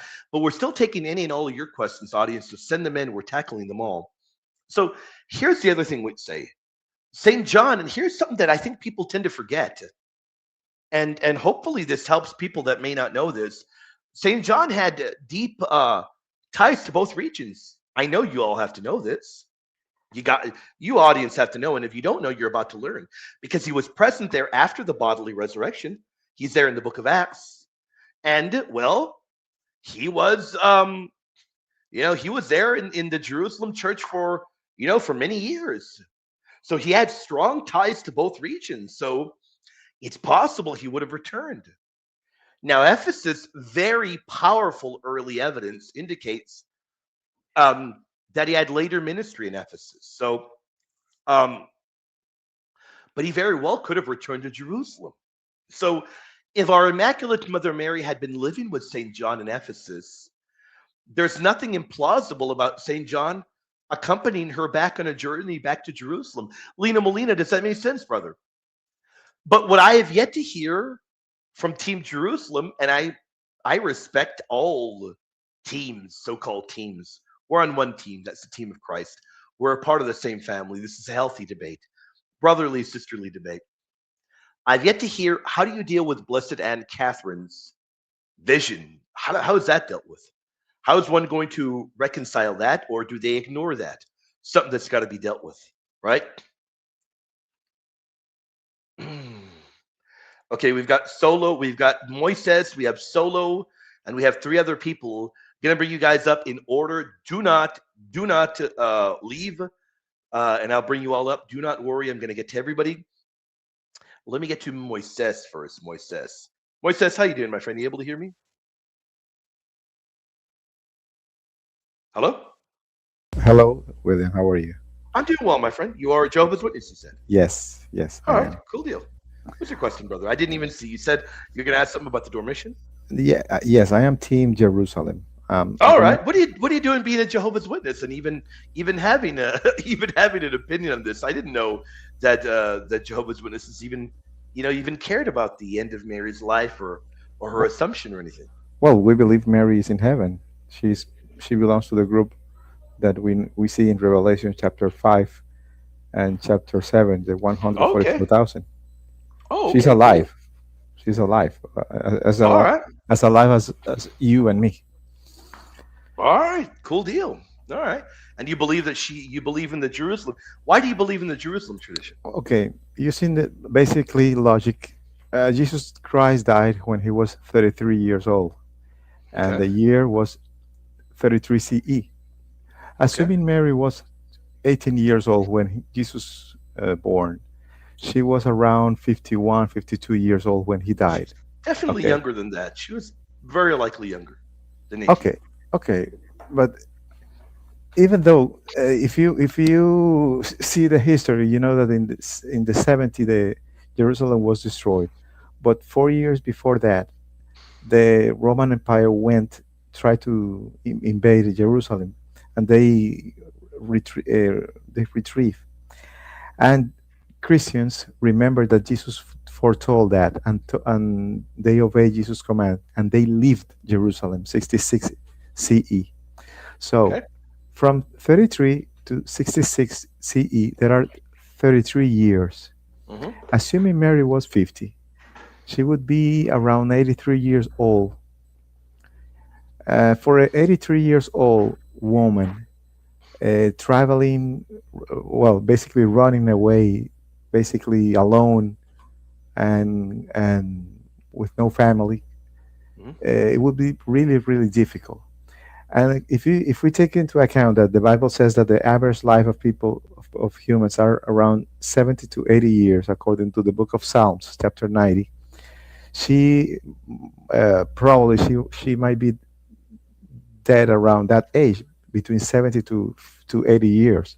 So that would imply that before 66 CE, she passed away. I am just using the I mean, human lifespan and yeah, the but Bible you're just using logic and the logic. Bible, sure, but No, you're right, yeah, and that's all good and dandy. But you didn't answer any. You didn't answer my question. I was curious: is why do you go with the Jerusalem tradition? Do you also base yourself on early church history? Because you're not going to get a solid answer from the Bible alone. Yeah, the Bible, it doesn't mention her name basically when in What? the book of Revelation, nor Oh, in the book of First John. When the Apostle Paul John wrote the Revelation and the Gospel, he was in Patmos first in 96 and in Ephesus in 98. So he flee Jerusalem in 66. He went to Asia Minor. I don't know exactly where, but we know that he was in Ephesus in 98 CE. So 32 years later, he was living in Ephesus, and he was already an old man. He was near 100 years old. So Mary, if in case she was able to survive, she would be 118 or 120 years old, and that's but basically. I still don't know why you're not answering my question. Do you base anything on early church history, any of the early church evidence for her end in Jerusalem? Do you base that? Yeah, exactly, because Okay, you the do. average life, the span life is around 70 to 80 years, and she was already 50, around 50 when So Jesus died. you would base, and I'm not arguing against it. I think you're presenting compelling evidence. I'm not arguing against it. I'm just trying to follow the logic. You would make the argument that she had, excuse me, her holy dormition in Jerusalem, and you would agree with the early liturgical evidence that says that, right? Where it's in the liturgy of the church that she had her dormition and her assumption in Jerusalem. You agree with that testimony? Well, not not the dormition, but not her resurrection Why immediately. not? If they go hand in hand, they don't get separated. So there's Ye- your issue, and that's what I was leading to. As a Jehovah's Witness, you are in a major problem because you're trying to pick and choose. They don't get separated. The dormition and the assumption go hand in hand. That's the early evidence. The early evidence doesn't separate them. So you're Well, going to have to reconcile that. we don't have any. We have evidence of Jesus died and resurrection in the Bible. That's We don't undisputed. have Mary's dormition in the Bible, so we're Exactly, revealing, as precisely. you just said. That's the point. As you just said, you rely on church evidence early on, and early church evidence doesn't separate the two. You're trying to play games as if they're two different things. They're not. No, The dormition and the assumption, they go hand in hand. So it's not a matter of, hold on, it's not a matter that you can play the game and say, well, Jesus, this occurred in the Bible. The dormition doesn't happen in the Bible. So if you're going to identify her dormition as Jerusalem, well, then you're picking and choosing because they go hand in hand. The dormition isn't the only thing that is tied to Jerusalem, it's the bodily assumption as well. no, I am not saying because of the early church. I am just using the logical reasoning that her age when Jesus died, and the span of life of human, and the year of the destruction of Jerusalem, and when the Christian But you left. told me, though, you rely on church history too for her location being Jerusalem for the dormition. No, No, because you don't? I told you that they left Jerusalem Okay. 66 CE, 4 years before the destruction. So John, all of them left after in that year, not before. So Mary, assuming her age 16 years old, she would be 82 years for around 82, 83 years old. None of this precludes her not going to Ephesus and not dying there. Nothing. Nothing. There's not a shred of anything in the Bible that is going to make you make the deduction that she had to have died in Jerusalem. There's nothing there. It's fanciful things in your mind because I can just inject another event and say, well, St. John went to Ephesus and she died there in Ephesus. Not that I'm saying that happened. I'm just saying you don't get an answer either which way from the Bible. You need early church history for this. And early church history has her resurrection along with her dormition. They go hand in hand. But how do they, according to the Bible, the resurrection is at the last day, and the first century is not the last day. I believe she's. Where does the Bible say that that there are no exceptions of people being raised before the last day? the the resurrection, the general resurrection. Enoch and Elijah were taken into heaven, weren't they? Eh? Enoch and Sorry? Elijah were bodily translated into heaven well before the general resurrection. The Bible never says that there are not going to be any exceptions. There's no such verse. Is there a general resurrection? Yes, there is. But the Bible also portrays Mother Mary in heaven in Revelation 12. One is going to have to reckon with that. She Yeah, is there present in Revelation 12. yeah, but And the Revelation 12, if you have to remember that Revelation chapter 1, verse 1 begins saying that the things written in the book are future events. No, And sir. the No, sir. You are delusional, and I'll correct you. That's not the only thing. No, you're wrong. Let me show you. Let me show you. future events for the Apostle No, John. sir, you are wrong. You have no Oh, idea what you're talking about. Otherwise, Revelation 12 could not retract to the bodily ascension. You don't know what you're talking about. Because Revelation 12, not only does Revelation 12 have, and the rest of the book of Revelation, present things occurring. In fact, that's occurring right before his very eyes. The Greek tense indicates he's seen Mary present in heaven. And then he begins talking about Mary, and then he rewinds to the event of the ascension. Well, the bodily ascension most definitely is not future. That is past. No, you're incorrect. no, Revelation 1:19 says, it says, and this is where your reading is miserably wrong, because Revelation 1:19 says, write therefore the things which you have seen. That's his vision of the risen Christ. Those which are, that's the present condition, and those that are which are to take place after. So no, my friend, it's not just future. It's also things that are present at that moment. And Revelation 12, he flat out says the vision is something he's seen at that moment, not future. Mary is in heaven at that moment. if you read chapter 1, verse 1, I am it's reading it. I've got it open in front of me, my friend. it says the revelation of Jesus Christ given by God to show to his slave the things that are going to happen in the future. I don't know how many times I have to read it because I just refuted you. You're not paying attention, Moises. You're not listening. I just answered that. And it's like you just have your ears plugged up or you're not listening. I just read where he said, things which you have seen. That's past, my Yeah. friend. Yes, Those which are, that is present. And things that are going to take place after. No, my friend, you're wrong. You're reading it poorly. They're what both they are both past and future. Past, present, and future realities. Here's uh, your other thing you have to deal with. Mother Mary is that woman in Revelation 12, and she's present there in heaven. William, excuse me, but what things were what was the things that John saw in verse 19? I'd have to open up verse 19, but we have examples of things where he's looking. Why do you go to verse 19 if we're talking about verse 12, But, chapter but 12? no, What are you but you talking about? but you Oh, talk you mean chapter 1? Oh, you mean chapter chapter 1? one, Oh, chapter okay. Yeah, he's talking about three things. So number 1, I thought you were talking about chapter 19. Yeah, okay. In chapter 1, when he says things that you have seen, that would be the risen Christ. We know that because he mentions it multiple times over. yes, Things which are, those would be the seven churches. We know that because he then follows that up in Revelation 2 and 3. Those the things are, those are present, and things which are to take place. So those are future visions. They're future visions as well. yeah. The things that are in the moment are the counsels given to the congregations. Completely agree. But the revelations, the things of the chapter 5, 12, 13, 14, etc., are future events. When did Jesus bodily ascend? Jesus bodily ascend for 40 days after his resurrection. When was Revelation 12 or the book of Revelation written? The book of Revelation was written in 96 CE. So then how can the bodily ascension be a future event if according to you in chapter 12 they're future events, if clearly St. John of Patmos is recording the bodily ascension where he's caught up to the throne of his father?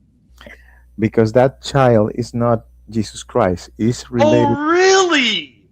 That child's not No, Jesus. no. Who is the child? Okay, Who okay. is, I'm asking you a question. Who is the figure in the book of Psalms that will rule the nations with a rod of iron? Who is that? Yes, yes. Jesus Christ, I know he Jesus was. Christ is the one that will rule the nations with a rod Yeah, of iron. but That yeah, most definitely is Jesus yeah, Christ. but that child in the Revelation chapter 12 is not Jesus, because Jesus went to heaven when he was an adult. Not Give me as a, one, give uh, me one writer Give me one writer of antiquity that says the child of Revelation is not Jesus Christ, the child that will rule the nations with a rod of iron. The child represents the kingdom that Jesus Christ will rule as a So king. I'm going to ask you one more time So, because I think that maybe my mic is broken. no, Maybe it's broken. I think it might be broken. Let me ask you one more time. Revelation 12:5 says, I know the mic is broken. I need to buy another one. She gave birth to a male child, one who will rule all the nations with a rod of iron. Her child was caught up to God in his throne. That's the bodily ascension. It's quoting Psalm 2:7-9, where it says, You are my son. That is in reference to the Messiah. I want you now to tell me, I want you to identify for me one author of antiquity that says that is not Christ there in Revelation 12. William, I know that the child is related to Jesus Let me Christ. ask I you am. once more. Let me ask you Wait, one wait. more time. Let's William, try let me. one more time. Let's try William, one more time. We're not playing games. Can you uh, give me any writer of antiquity that read Revelation 12 and the child and didn't identify it as Christ? it doesn't matter if they identify That as Christ. doesn't matter. Let's No, read Revelation let 19. me. Excuse me. Hold on a Let's second. read Revelation I 19. am telling you, it's related to Jesus Christ. Yes, but it's No, related no, to my the. friend, it's not that it's related. It is Jesus Christ. No, No, my because friend, it Jesus is went. Jesus Christ. Jesus went to heaven as a kid, as a baby, or as an adult. That's the whole point, that it is As an recounting events of the past. That is it's the whole but, point, but that it's it's as a recounting as a events of the child, past. as a So child, and let's open Revelation 19 now. in This is what in, I want you in to do. Acts chapter 1, Open up Revelation 19 for me, William, please. excuse me, in Acts chapter Open up 1, Revelation 19 do for me, we see please. a child went to heaven Open or up an Revelation 19 for adult me, please. Open up or Revelation an 19 for adult? me. Open up Revelation 19 for me, please. We're going to refute you. We're going to show the audience that you are a Bible butcher. And that's why you're a Jehovah's No, no, Witness. no, no, no. I am not a You Bible can't give, butcher. yeah, you are a Bible Let me, butcher, my friend. no, no, no. And Let me, let me tell you one other thing. William, let me When I an open up idea. the butcher house, I butcher bad arguments, my friend. You said Revelation 12 was not about Jesus, I but not ex- Revelation 19 William, identifies William. Revelation 19, Revelation 19 identifies it as Jesus. Now, out of his William, mouth goes a sharp sword, that with it he should strike the nations, and he himself will rule them with a rod of iron. I Will, want you to answer me. Who's William, that? William, I know. I told you, the baby represent the kingdom that Jesus will be the ruler The of that. baby is Jesus. The No, baby is not Christ. directly. It represents the kingdom. So the one thing that you couldn't Represent. answer for me, so I'm gonna allow you to give me you didn't give me. You couldn't even give me one. Before we move on to this, I want you to admit to the audience, you can't give me a single author of antiquity that agrees with your reading, can you? I don't know. Okay, I don't good. know. What I Now, know is here's the one thing that I want you to stop doing. Stop saying William, William, William. You are panicking, my friend. You William. But let cannot me, provide an answer. You William, can't let me provide an finish. answer. Yeah, but let me finish because the Spanish I is my will language. allow you to finish, Moises. I will allow you to finish after I read this. Then I'm going to allow you to try to make your point. But I want the audience to realize, number one, you cannot give me an answer. Number two, that child is Christ. Revelation 19 says he will rule them with a rod of iron. That is about Jesus. Now go ahead. In Revelation chapter 19, he's talking about Jesus. Completely agree. So is Revelation 12. No, it represents the kingdom that Jesus will be the king of that kingdom. It represents the born of the kingdom that Jesus will be the king. That's why it's related to Jesus Christ. Yes, but that kid is not Jesus Christ himself, but the kingdom that Jesus is the king. And because we know that Jesus went to heaven as an adult, not as a baby. And if you read the Revelation 12, it show him as a baby going to heaven. And Jesus So I'm going to a pause you baby now. when he was a child. I'm not going to. Okay. Moises says, I will kick you without even blinking an eye. I'll kick you. I am going to ask you now. I allowed you to speak because you have a fan in the audience, Stefan, who's crying tears. He is crying tears because he's another person that cannot stand the Trinity. He hates our Lord. So he's crying tears. So I allowed you to expose your heresy deeper. You just said the child represents the kingdom, right? Yes, in verse 10, it states that in verse 10 of Let's read chapter 12. Revelation 12:10. Uh-huh. Can you read Revelation 12:10 for me? In Spanish? No, well, let me go. You know English pretty well. Yeah, yeah, yeah. Let You me. know English very well. Don't play Excuse games me. with me. No, no, no. Don't play Excuse me. games. I don't. Okay. Give me one moment, please.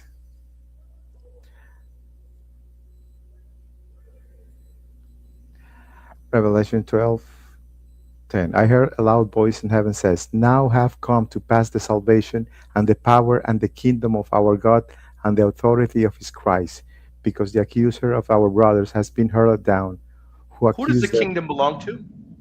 The kingdom belongs to God and Jesus as Yes.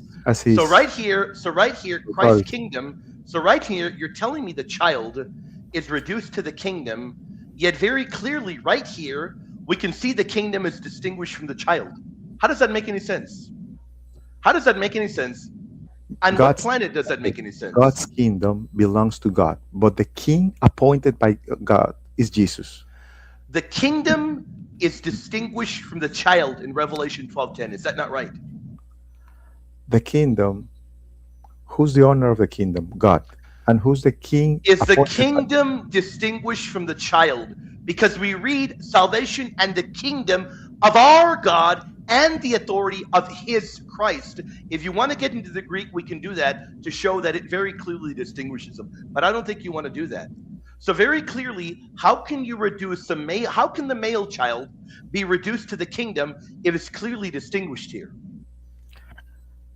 The kingdom, the male child is reduced. Is not reduced. Oh, I you am can't not figure it out. reducing. Oh. I'm sorry to. Who inherits? Who inherits the kingdom? The kingdom belongs to God and inherited by Jesus. It's inherited by the child. So why are you telling me that? Why are you telling me then that the child only represents the kingdom? How can that be? How Represent can the it be? How can the child represent the kingdom if very clearly it's impossible? The child cannot be reduced to that because the Messiah inherits and he rules the kingdom. How's that represent the, possible? represent the kingdom and his king. The Both male child represent the cannot be kingdom right. and Jesus also. But how can the male child be reduced to the kingdom if the male child is the Messiah who inherits and rules the kingdom? Do you see the problem? Do you not see the problem with your theology? I am not saying it's reduced. I am saying that You just told us. Jesus You Christ told us the child. Mhm. You told us before Stefan began to cry and punch his wall. You told us the child only represented the kingdom in And Revelation 12. the kingdom. But right here it shows including you Jesus Christ. the child cannot be reduced to the kingdom because the Messiah inherits and rules the kingdom. So is the Messiah going to inherit and rule himself? The Messiah is Is the included Messiah in the kingdom. what? When the Messiah is included in the kingdom. So the Messiah will inherit and rule himself. No, he will rule. He's the ruler of the kingdom. You just said that the Messiah, Huh. you just said the child represents the kingdom. Yes. Yet, how is that possible? If the Christ. child is the Messiah, he inherits and rules the kingdom. So the Messiah inherits and rules himself? Is it, now you hold to modalism? Now I know Jehovah's Witnesses are full of heresies, but I didn't know you were modalistic as well. So you're a modalist. No, I'm not modalist. What I am saying is, the kingdom without the king is nothing. So that's why I'm saying that the kingdom People can represents clip this. You said the child represents, in fact, I wrote it down. The kingdom, child only represents the kingdom. and the kingdom includes Jesus Christ, because without Jesus there is But no. the child inherits and rules the kingdom.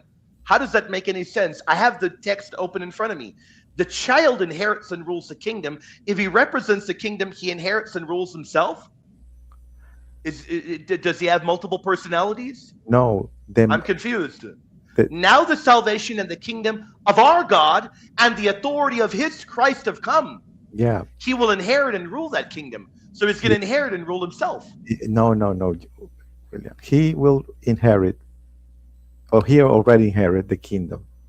And which one is it?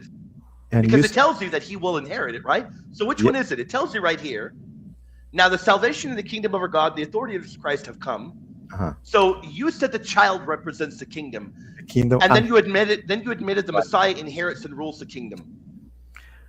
You see the problems here, and I'm going to tell you why. And let me just pause for a moment, my friend. I'm going to tell you why you run into all these problems. Because of the heresy that you are in, because you refuse to open your eyes to the damnable lies that you are forced to believe in. I don't know how on earth. I don't know how on earth. Are you a Mexicano, my friend? No, Dominicano. How on earth, man? Dominicano? You're a Sí. Latino. How on earth are you? How on earth are you a Jehovah's Witness? Were you raised that? Were you raised in that? You've abandoned the faith of your fathers to become a Jehovah's Witness, and now you are living in a delusion. You know that this is ridiculous, No, no es Moises. ridículo, William. Mira, Moises, come on. William, podemos hablar You un know poquito. this is ridiculous, my friend. William, podemos hablar en español porque así es más fácil Claro para que mí. sí, Ok, hablo español también, pero la gente que está viendo ahorita habla inglés, amigo. okay, Yo vamos también a... hablo español, pero la gente escuchando ahorita habla inglés. Ah, bueno, ok, está bien. Vamos, No hay ningún problema. Para mí, yo puedo hablar con usted en español let's también, continue pero in English puedo for hablar the español, pero la gente escuchando habla inglés. okay. People that are watching are primarily know English. My Yeah, issue is this. okay. My issue is, with all due respect, and notice, I'm not being a jerk. I'm not kicking you at all. I think you can see the dilemma you're in. You see a woman in Revelation 12, and immediately you can't accept that's Mary because that creates all kinds of problems for you. Well, I don't have a no. It does. I don't have a problem. You might have a problem because that woman. No, I don't. Well, that woman says that she's cried out in her pains and in her agony to give birth. Mhm. And according to your belief, she didn't have pain and agony. So Yeah. you have more problem than me. I don't have a problem. As I told you, we believe Mary is in heaven. She's part of the group of the anointed 144,000. We believe that. All Jehovah Witnesses believe that. But what I am Why saying would I have a problem if that is woman was crying out in labor pain? Why because would I have a according problem? to your belief, she didn't have labor pain, and And that and verse if she says would have that. had labor pain, what would that mean? Well, according to your belief, not mine, but yours, she doesn't have labor pain because she's sinless. She didn't inherit the sin of Adam and Eve. Okay. And according to that text, it says that she's crying out in her pains and in her agony to give birth. So, So according in to that that text, text, if she's Mary, that means that the belief that you have that she's sinless is incorrect. I am Mhm. not. I don't have that problem. So I don't Oh. care if that woman is Mary or not. I don't care. I don't have that problem. Have you That ever have you have that you? I just want that to ask you something, Moises. Have you been here to my channel before? yes, a long time ago. A long time ago. Yeah. How often have you watched me? Eh? How How often? often have you watched me? Uh, I'm sorry, I don't understand the question. How many times? How often have you watched me, my channel? And honestly, this is the first time since the last time about 2 months or 3 months ago. What am I very well known for? Do you know? Um, Mariology. yeah, Mariella. Yeah. Do you not think that I've heard that objection a million times? Yeah. So now I'm going to open the butcher house again for you, Moises, and I'm going to educate you, my friend. Because Revelation 12:2, those birth pains, those labor pains are metaphorical. The Greek word used there for the kind of agony is never used for real agony in birth ever. Nowhere in the Greek Bible and nowhere in patristic literature ever. It is pointed to a metaphorical kind of suffering. So no, we would not be in trouble, Moises. When How we read this text, do you prove this metaphorically? we prove it by looking up the Greek word basanizo and finding that that word is never, ever, ever, ever, ever, ever, ever used in ancient Greek literature, in the Greek Bible, or the early Greek fathers for a labor pain going on in a woman giving birth in childbirth. It's never used in that way. It's used in a metaphorical manner. That's how we figure out that this is meant to be metaphorical. Is it a real pain that Mary is going through? It is, but it parallels with elsewhere where St. John wrote in the gospel where he likened the suffering at the foot of the cross of those that follow him to labor pains. St. John's drawing that exact parallel here. So we don't need to take this as a literal labor pain of Mary. We don't need to. The other thing that compounds the problems for you, Moises, is that there's no writer in antiquity that ever interpreted that way. None.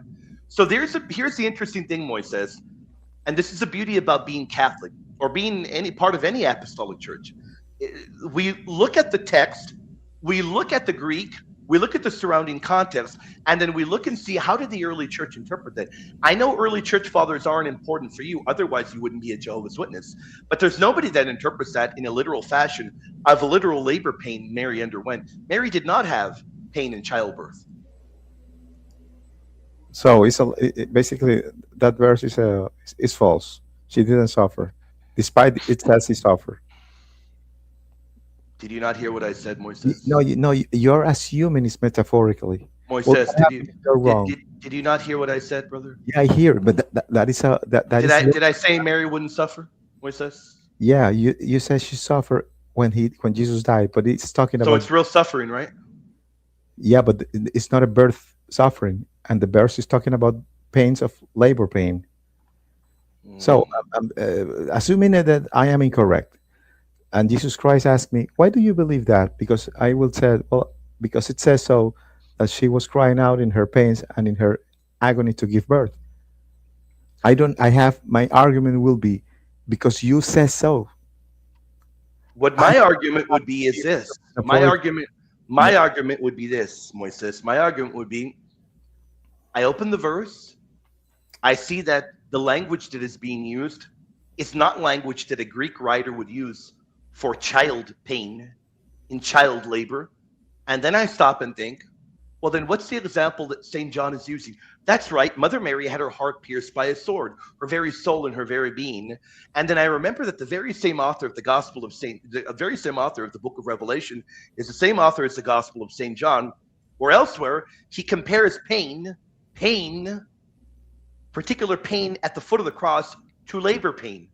And I would read John chapter 16, and I would read where Jesus says, "You will weep and lament," talking about his passion.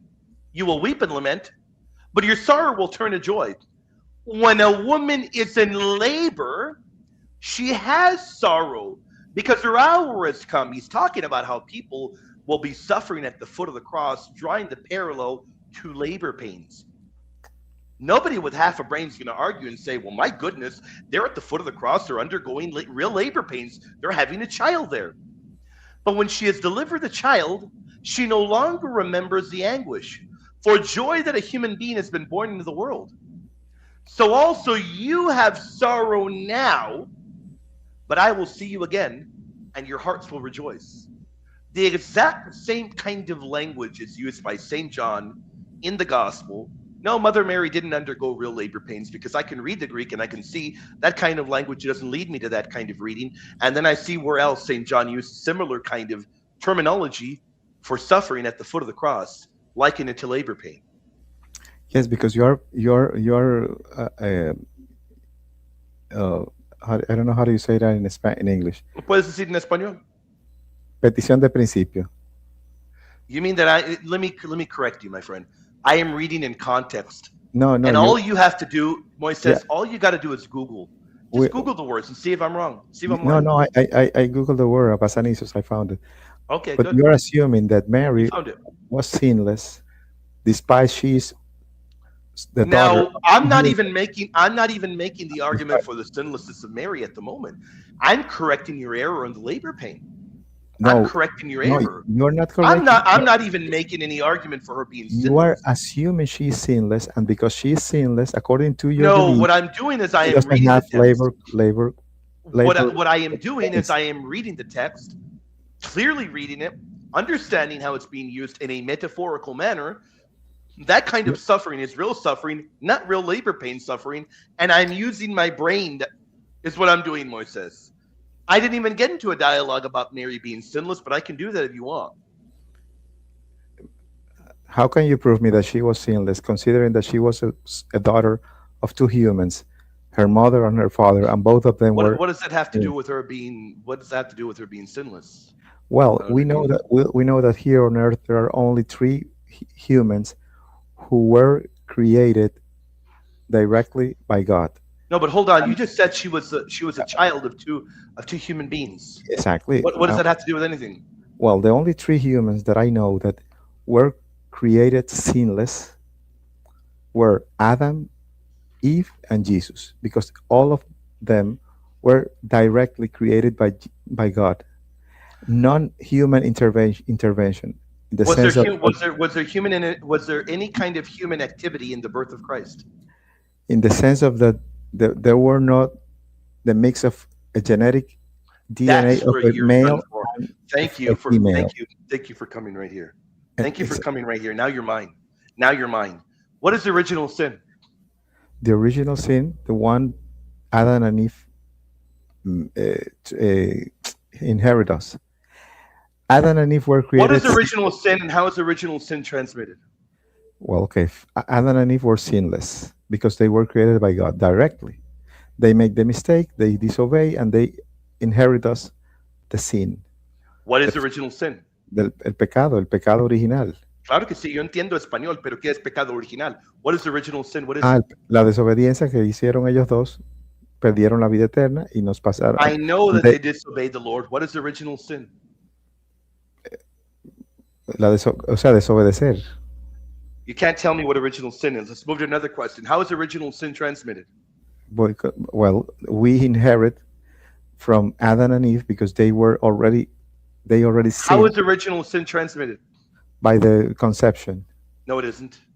So you're telling me through sperm, it's transmitted through the father's sperm? Is that how? The father and the mother, both of them are Where sinners. does the Bible say that through the father's sperm that original sin is transmitted? When, And when what early church father taught that? Through the uh, father's sperm that is well, transmitted. and David wrote in the Bible that he was conceived already as a sinner because So he let was me ask you already. one more time. I know what David says in the Psalms. Where does it say But it's it's true. biologically transmitted through the father's sperm? Where? No, what David told is true or is false. So let me ask you once more. Where does any text say that original sin is transmitted through the father's sperm? Because David told so, inspired by God, and that's David says that through the father's sperm that's how original sin is transmitted. the father and the mother, both of them. So David says that through the father's sperm and through the mother that's how original sin is Not transmitted. only the father, both of them. The So let me father and the correct you, mother. and I'm glad that you gave me these silly answers. Let me correct you now. You don't even know what original sin is. That's your big problem. And I led you down this road because you said that Mary couldn't be sinless because Mary was born of two parents. That has nothing to do with it at all. Nothing to do with it, because that's not how Okay, let original. me ask you, excuse me. No, you're not going to ask me till I answer what you. David No, you're not. told is No, you're false. not going to interrupt me. No, you're not going to interrupt me. You're not going to interrupt me. You're not going to do that. I'm going to answer you. Then you can ask me a question. David doesn't say what you think he says. And you're wrong on original sin. You have no idea what you're talking about. Original sin is not transmitted through sperm. That is maybe an archaic misunderstanding of it. You're wrong. And the church has never taught that, nor did early fathers teach that as well. Original sin is the privation of original holiness. That's what it is. That is what it is.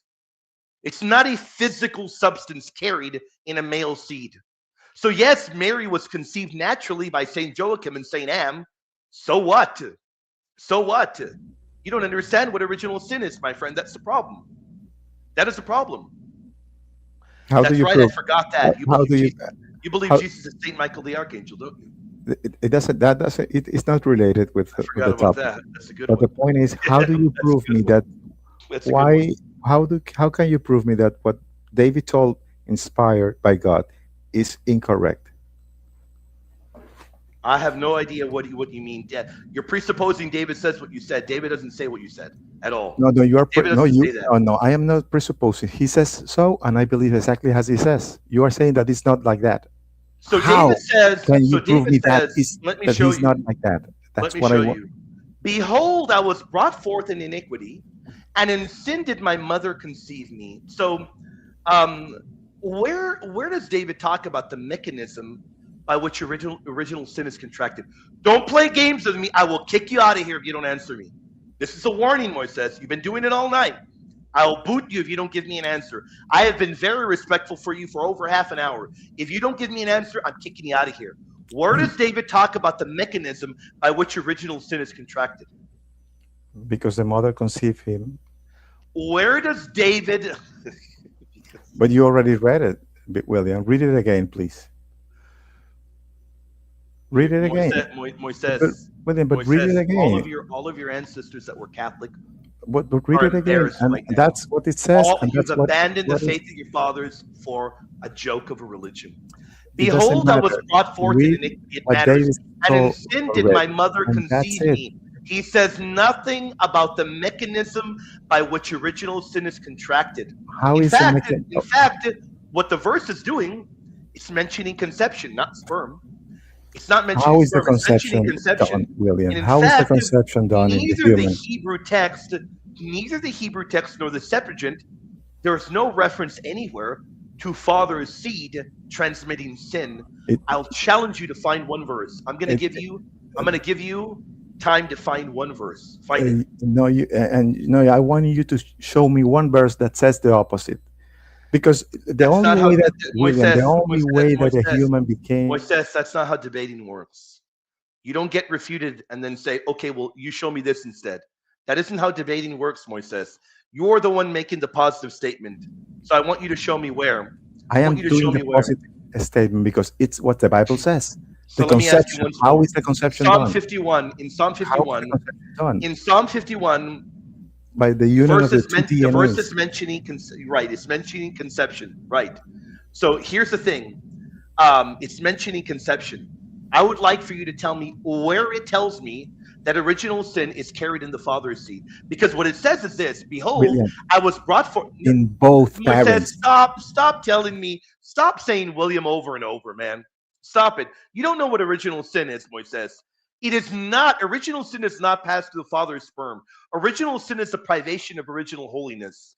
That's what was lost. You're wrong, my friend. So then saying Mary was born of two people is nonsensical. We know she was. Where does David say original sin is transmitted to the sperm? I'm going to give you one last chance. Where does David say original sin is transmitted to the sperm? It says conception. And how is the conception done? Where does David say? In this, Where does David the word say? conception is Where the does David definition say? of conception is the Where does conception David is an say? ovum. So let's Is try once a more. sperm. Where does David The union say? of both. So you can't answer me. Okay. You can't answer me. All right. I get it. So let's ask you this here. let's go to Romans 5:12. Romans 5:12. Sin came into the world through one man, and death through sin, so death spread to all men. Is Romans 5:12 about original sin? Is Romans 5:12 about original sin? Excuse me, I couldn't hear you. No, I can see that you're typing in the chat there because Yeah, I was typing. you're desperately embarrassed at how badly you're doing. No, I am So let me saying ask that you: the conception of the union Is Romans of 5:12 Mary about original sin? sperm, and that's Is it. Romans 5:12 about original sin? Five. Roman 5, what? Romans 5:12. Daniel, that is him. That is him back here. Daniel and Moises are the same person. He's using another name, guy. Daniel, come up here, brother. Clean house with him. This guy's one of the worst. He's one of the worst. Since you can't answer, I'll correct. Let me educate you. St. Paul is showing you the kind of condition of death that we inherit, spiritual death. It isn't a physical substance transmitted biologically. You don't know what original sin is. That's the number one problem, Moises. The number one problem we have here is this, Moises. Daniel, that's your name. The number one problem we have is this. And Daniel H, come up, brother. The guy named Moises, that's Daniel in the chat. Here's your problem. In Psalm 51, in the Septuagint, David never says original sin is transmitted through sperm. That is not Catholic teaching. That is not Orthodox teaching. The early church fathers don't teach that either. The councils don't teach that either. They don't teach that either. So we are born sinless, basically. Because Brother, I never said that, my friend. Let me explain what it is. Let me explain what it is, my friend. No, we're not born sinless, my friend. No, we're not. Okay. We are born. And when do we get sin, according to the Bible? At the conception. And that's what I believe. And that's what does the Bible says. And But original sin is a privation of holiness, my friend.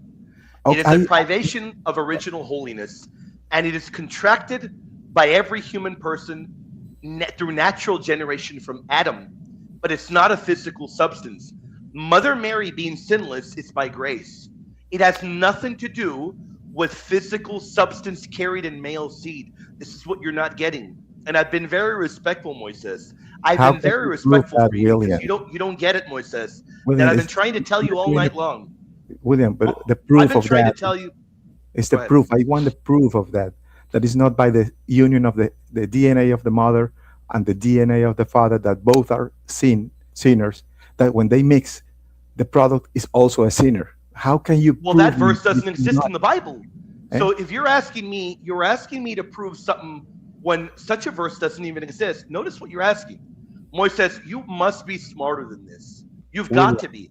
You're William, asking me to prove something that uh, doesn't exist anywhere in the Bible. You're saying, well, prove this to me. Where does the Bible say that it can't be this? The Bible never says I that can that's how prove you. original sin is I can contracted. prove you. I can No, prove you you. can't, Moises. Yes, I can Moises, prove the you. one thing that we can read is this, my friend.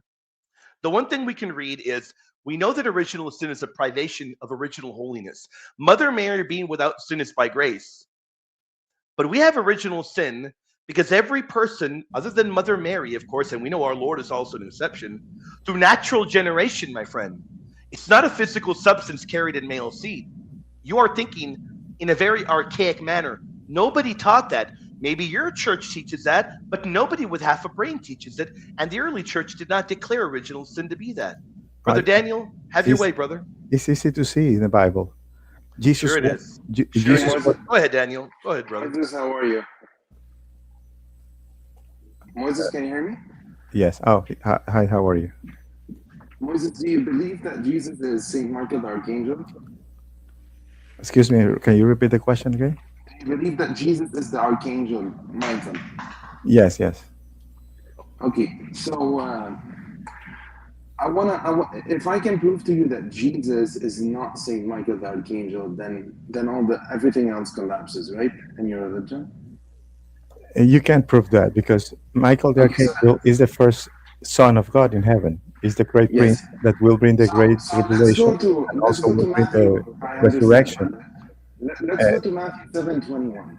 uh, Okay. Daniel, let me finish this topic first with No, William. I think you did very miserably, Moises. Answer No, I Daniel, didn't. please. I can prove you that I I think you can did prove. very miserably. Answer Daniel, my friend. I'm William, done talking about I this. can give you Answer the proof Daniel. that you asked me. The three persons. I don't need your proof. Go for it. Yeah, Answer Daniel. I can give You you did the proof. miserably. You did miserably, Moises. I'm not going to debate this Look, anymore. look. Answer Daniel. Moses, Jesus was begotten not by human sperm and was sinless. Adam also was not begotten by human sperm and was sinless. And Eve also was begotten by We human know what your argument is. There's no and none verse. of them There's were no verse. all of them were I'm going to sinless. kick you, Daniel, if you don't stop. There's no verse that teaches that original sin is transmitted by sperm. I do Well, not care the what you three think. I examples don't that care I what you see in the think, Bible Moises. were Answer Daniel. Answer Daniel. Hey, now. You did miserably. There's no verse that teaches what you wish it says. Now answer Daniel H. Stop well, avoiding the him. book of Moses, Genesis Stop the avoiding him, thing is, Moises. and the book Moses, of Luke if I also. can prove to you that Jesus is not Saint Michael, then all this is meaningless, right? Daniel, let me ask you a few questions first. No, no. Let me ask you Michael, first. Well, Michael you've is been the talking first for son of 30 God, minutes, yes or no? Moses. Michael One is the second. first son of Michael is the son of God, yes or no, Daniel? Moses. Da- Just hear me out. Hear me Michael, out. Very simple. Daniel, My Daniel, argument is very simple. Daniel. The question: Moses, Daniel is Michael is the first son, is the son of God, yes or no? Moses, relax. Okay, relax. Matthew 7:21 has Lord in it.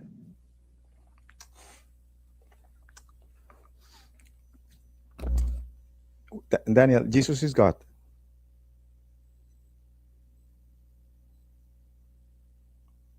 Daniel, Jesus is God.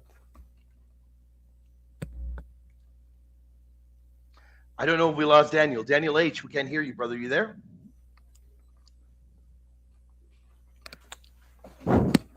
We seem to have lost you, Daniel. You there, brother? No, okay. William. Well, the three examples that we see in the Bible that are begotten without a human sperm, casually, the three of them are sinless: Adam, Eve, and Jesus. So, if we see that three In examples Luke and the rest of 128, us in are, Luke 128, Mary is called kecharitomene, full of grace. see, I Mother first, Mary is an example of sinlessness as well. So to claim that the only examples of sinlessness are Adam, Eve, which by the way, who fell, Adam and Eve, and Jesus, and not Mary, shows me you don't know how to read your Bible. Luke 128, she is kecharitomene, she is yeah, I know without she's sin. full, She is full of grace. Daniel is back now, so I'm going to bring Daniel back up. she's full of, You there, brother Daniel? You there, Daniel? she's full of grace. I don't deny that. Also, Or Adam, maybe the bottom one. How about this one? You there, Daniel? also Adam and Eve were full of grace. You there, Daniel? I don't know what's going on with this connection. Weird.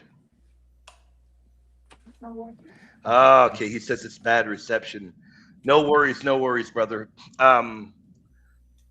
So your argument, let's go back to that. Your argument on Mary, on the only examples of sinlessness, would be Adam, Eve, and Jesus is wrong. It falls apart according to Luke 128. So you're wrong again, Moises. You're wrong again, brother. Google away, my friend. Google away. No, I don't know the Googling. I can hear the type. Yeah, but I am typing in the comment. I know the Bible. I know that Adam was. No, you don't know the Bible, Yes, I Moises. know the Yeah, Bible. be The very Bible. honest with you. You don't know the Adam Bible. was sinless. Yes or no?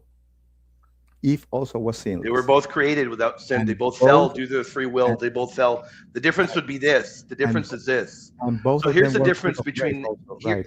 here's Yes the difference or between no? And both of here's them the were difference full of be- grace. Yes or no? here's the difference between So they were both full of grace.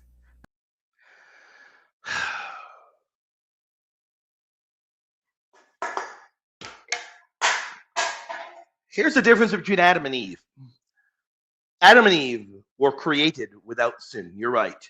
Through their own free will and their own free choice, they fell in the garden. They disobeyed the Lord. They listened to a fallen angel. There's a reason why Mary is known as the new Eve, because Mary heard the words of an angel, and Mary listened to the words of an angel, and Mary is full of grace. The difference is Mary is the greatest disciple of the Lord. And unlike Adam and Eve, all generations are to call her blessed, because Mother Mary is the greatest disciple. There is an enormous difference, Moises, between Eve of old, who was deceived by the serpent, and Mother Mary. An enormous difference. William, the Bible says that both of them, Adam and Eve, were created by God, and I both understand of them that. were very good creation. I understand that. I know So- what the Bible says. Exactly. But they fell in the garden. Cannot They fell say- in the garden. But yeah, because they have free will. And everyone who has That's free will correct. can marry also That's has free correct. will. They did fall. Yes, More- you're right. Adam and Eve did fall, but Mother Mary didn't. Mother Mary indeed is But called. yeah. It's called the one that will be called blessed for all generations. N- Mother not- Mary is shown to us as being full of grace, yeah, and but then the pinnacle of her holiness is right there in the book of Revelation 11, 19, and 12, where she's shown in heaven as that new ark of the new covenant. Mother Mary is the new ark. Now, unless you can show me a verse or a teaching that Mother Mary somehow fell or somehow was a sinner, I'd love to see that. John the Apostle, he fell also. He fell and he betrayed God. He disobeyed. No. What on earth? What are you talking about? What you're telling me that she didn't disobey, and that's correct. Where's Saint John the Apostle? Where's Saint John the Apostle called full of grace like Mary? No, I know, he doesn't. But what you're saying, Oh, he isn't. Okay. but he what you're isn't. saying me that because she didn't make a mistake of disobeying, she is sinless. I am saying that also John did not disobey, neither Peter, neither Paul, Moises, of the apostles. you're misunderstanding me, Moises. The No, point is Moises. simple, There's William. a big difference, Moises. There's a Bible big says difference. Your that- argument for John is an argument that doesn't even exist. It's an argument from silence. The Bible doesn't have an argument for silence from Mary. The Bible says Mary is full of grace. Mary is without sin. The Bible says that. The Bible doesn't say that about John. So you're asking me, well, though, this and this about John. No, the Bible tells you this about Mary. Mary is sinless. She is full of grace. The Bible tells you that. It doesn't tell you that about John. It doesn't. The Bible presents Mary as all holy without sin. It doesn't do that for St. John or for any other of the apostles. It doesn't do that. It does not do that. There's a big difference, Moises. It doesn't do that. Adam and Eve were full of grace. Back to Adam and Eve. Do you have another question? Were they You have another full one? of grace? Were they full of grace? Yes or no? Yeah. Do you have another one? Do you have another question? They fell through their free will. They fell. But they Mother were- Mary, through her free will, walked with the Lord and is presented, even at the end of her life, Yeah. crowned in glory in heaven as the Okay, new I ark know, of I the know, new I know, covenant. I know. And Mother Mary is presented as the one that all generations will call blessed. Very different from Adam and Eve. This is a good question, though. TJ would like to know where you get your canon from. Where do you get your canon from? How many books do you have in your Bible? Let's keep talking about. No, the we're not two- going to, because you can't answer any questions. Yes, You can't I answer can any of them. answer. I am asking you.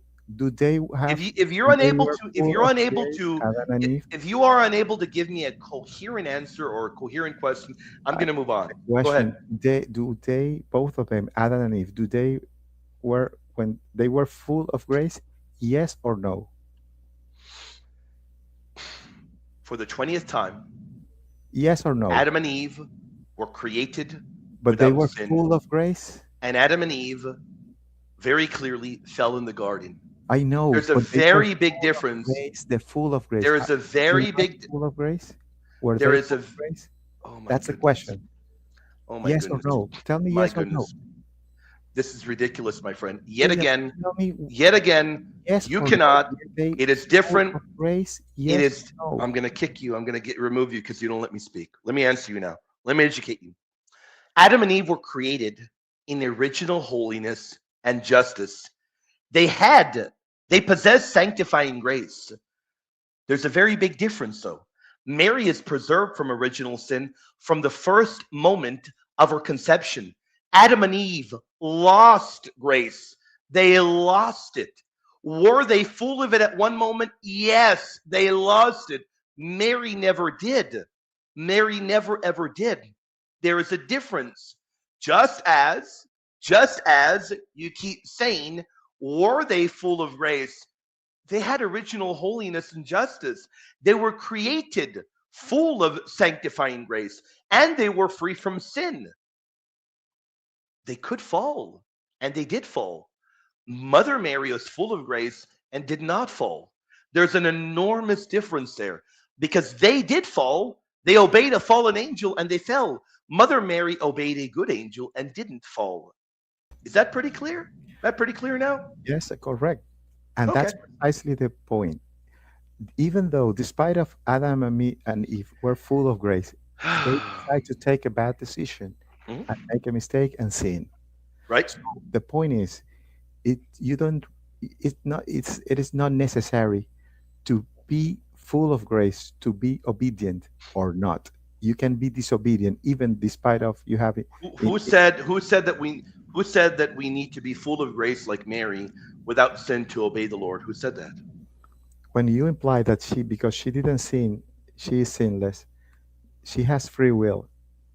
Yes. She has She has free will. She could make a mistake if she wished or not. But that's not what sinlessness is. Sinlessness doesn't mean that she doesn't make any mistakes, that she is like a robot. It just means that she never committed any sins.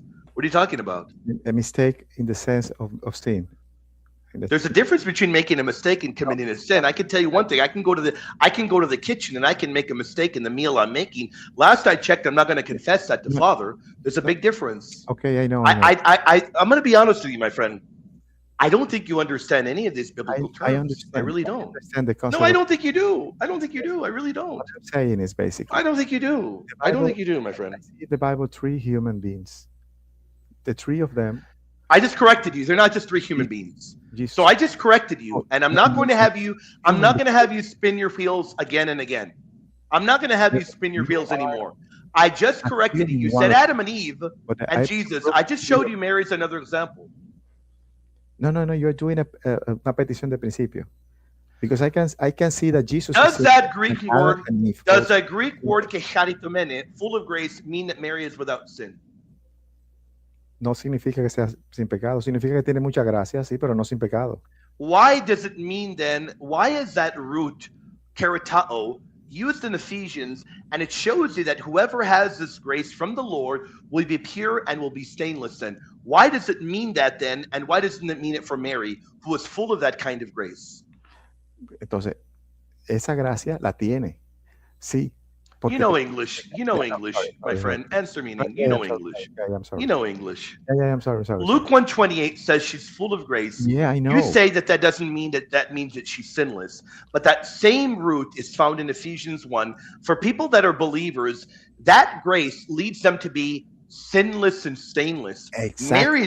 Mary is full of that grace already. So how does it mean she's without, how is she not without sin then? Exactly, because the same grace that you say that the other Christian has had that allow them to be sinless. That's the end goal, to be sinless in Eh, heaven. Every uh, Christian will be sinless in heaven. yeah, I know. Mary's already full of that grace. So you just admitted other Christians will be sinless, and Mary's full of that sinless kind of grace. Well, You just admitted Mary's without sin. William, I told you at the Moises, you just admitted Mary is without sin. Thank you for the right admission. now she's sinless. Right now, yes. According to Luke 128, when she was alive, that Greek word kecharitomene, full of grace, is that Greek word used for the way believers will eventually be in heaven without sin, without stain? Is that Greek word used for Mary in Luke 128? It is used, but Is she full of that kind of grace in Luke 128? yes, but not Are believers without sin and are they without stain in heaven? in heaven. Yes, but she was on Okay. earth. You're right, but on earth, that word On is used earth, for her on earth. she's So if that word is used for her on earth. earth, While, if that word is used for her on earth, what does it mean?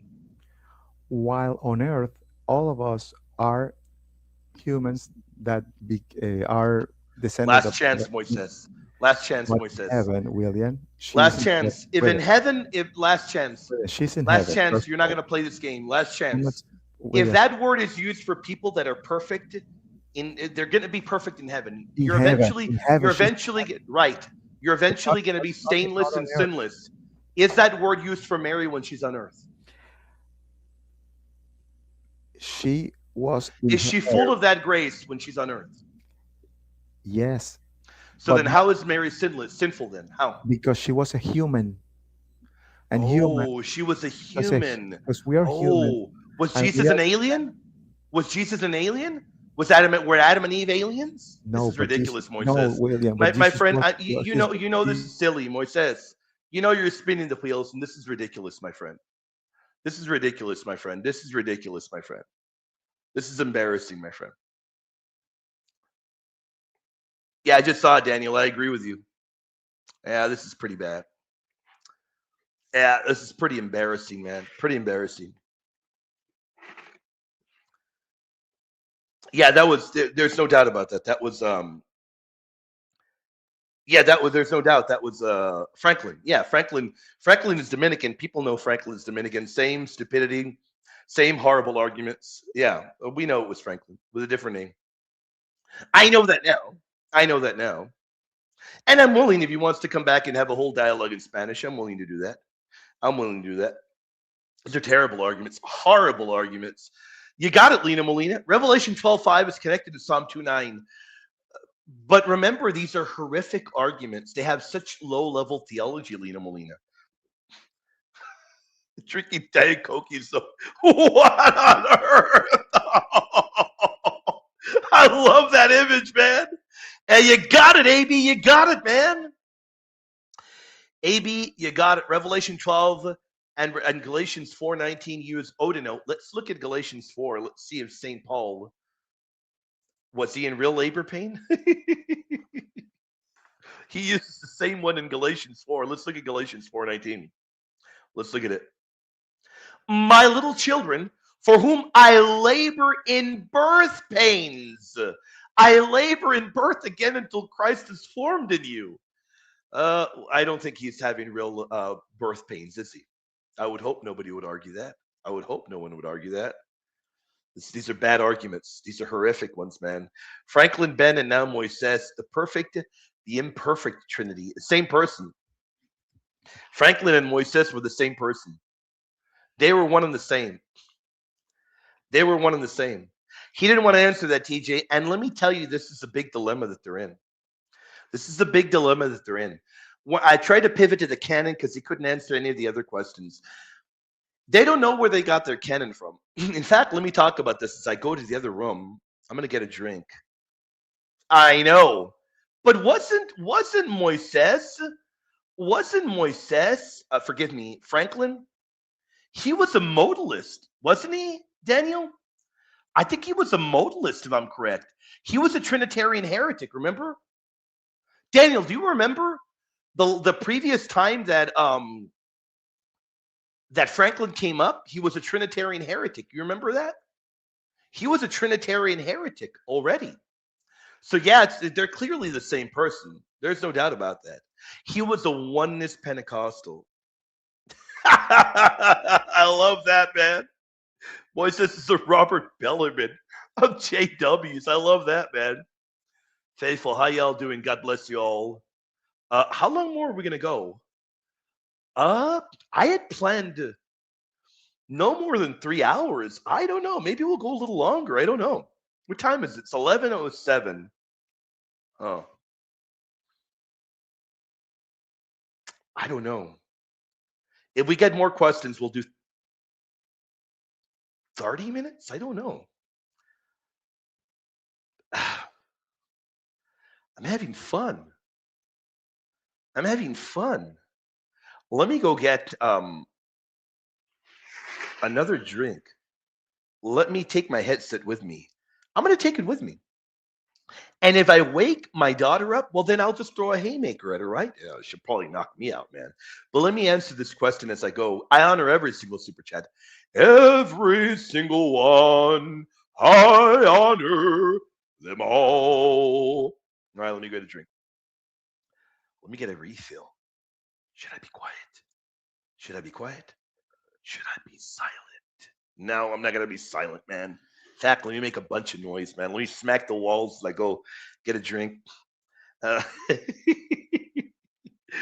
this is a big problem. This is a good one that you can use this with JWs. You can use it with what was I going to say? Black Hebrew Israelites. They don't know where they get their canon from. They can't give a coherent answer. I mean, this is probably will you get the silliest answer on the planet. And that's why he pivoted. He didn't want to give an answer there. Faithful, I hope my audio doesn't break up. I'm coming to my kitchen to get a drink. Hope the audio doesn't break up. They can't give you a clear answer because they don't know. What are they going to do? And if they try to give you any kind of an answer, it's going to miserably fall apart. Because and I hope my audio doesn't become R2D2. Then the prophecy will have come true. I'll have gotten R2D2 audio again. That'll be hilarious. But this is bad theology, guys. Really, really miserably bad. Excuse me. All right. Oh, we're back. We're back. What was my cat doing, man? What's my cat doing? I had a terrible cat, man. All right, we're back. All right, they got me a drink. And ultimately, I mean, what are they going to say? You know? At the end of the day, did the floor squeak? No. I don't know what it squeaked. No. Oh, my desk. I moved it. My desk. Whenever I go live on Catholic Answers Live, they like me to use my mic here. They prefer that one, which is fine.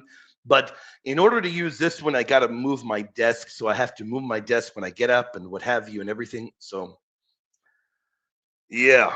So... And TJ, at the end of the day, they're going to use every Protestant argument in the book.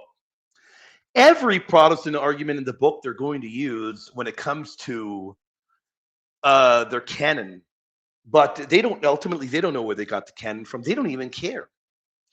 They try to argue, as you heard Moises, aka Franklin, trying to argue.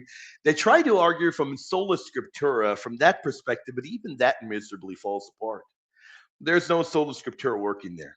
It just doesn't work. This doesn't work, TJ. It's pretty bad, right, TJ? Yeah, the canon. If you know how to utilize the canon, it miserably crushes their theology. Miserably does so. Yeah. All right, let's go backstage. Oh, Ari left. What's that? Ari was about to come up and she left. What's up with that, Ari? I don't know if Ari lost connection. Oh, you were about to come up, Ari. You were next. Ari left. That is weird. Ari. All right, Ari, if you want to send me your questions, I don't know what happened. Maybe Ari lost connection.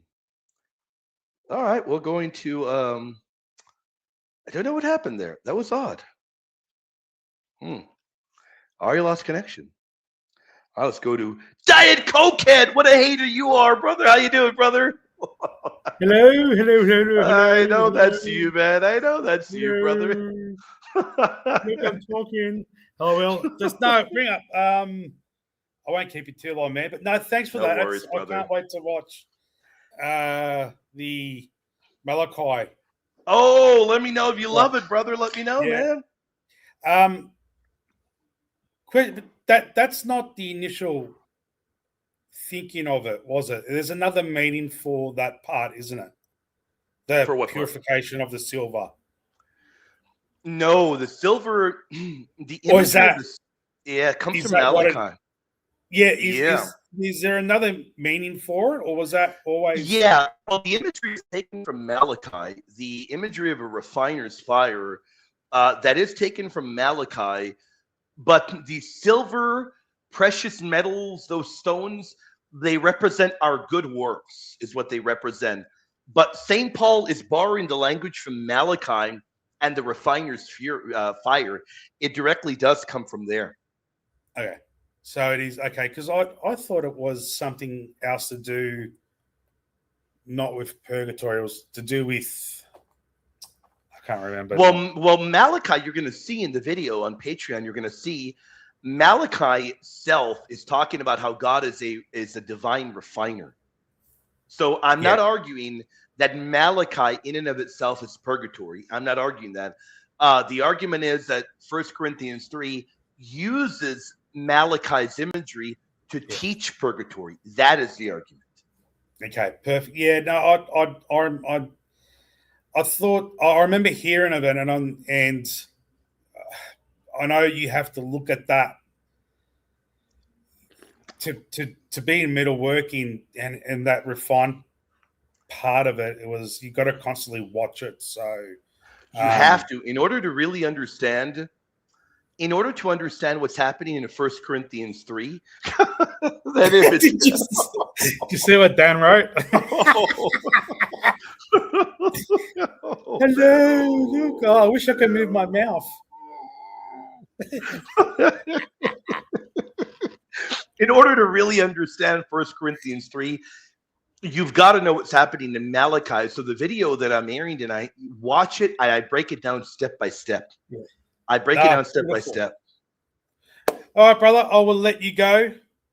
Brother, where's the brother Johnny? How's he been? You talked to him? Oh, I don't know. I haven't spoken to him for a little bit. So he's around. He's working hard. He's probably working hard. You guys work hard. I'll send you a photo too. Yeah. Get me one. Get me a photo, brother. No. I sent you a photo of what I got.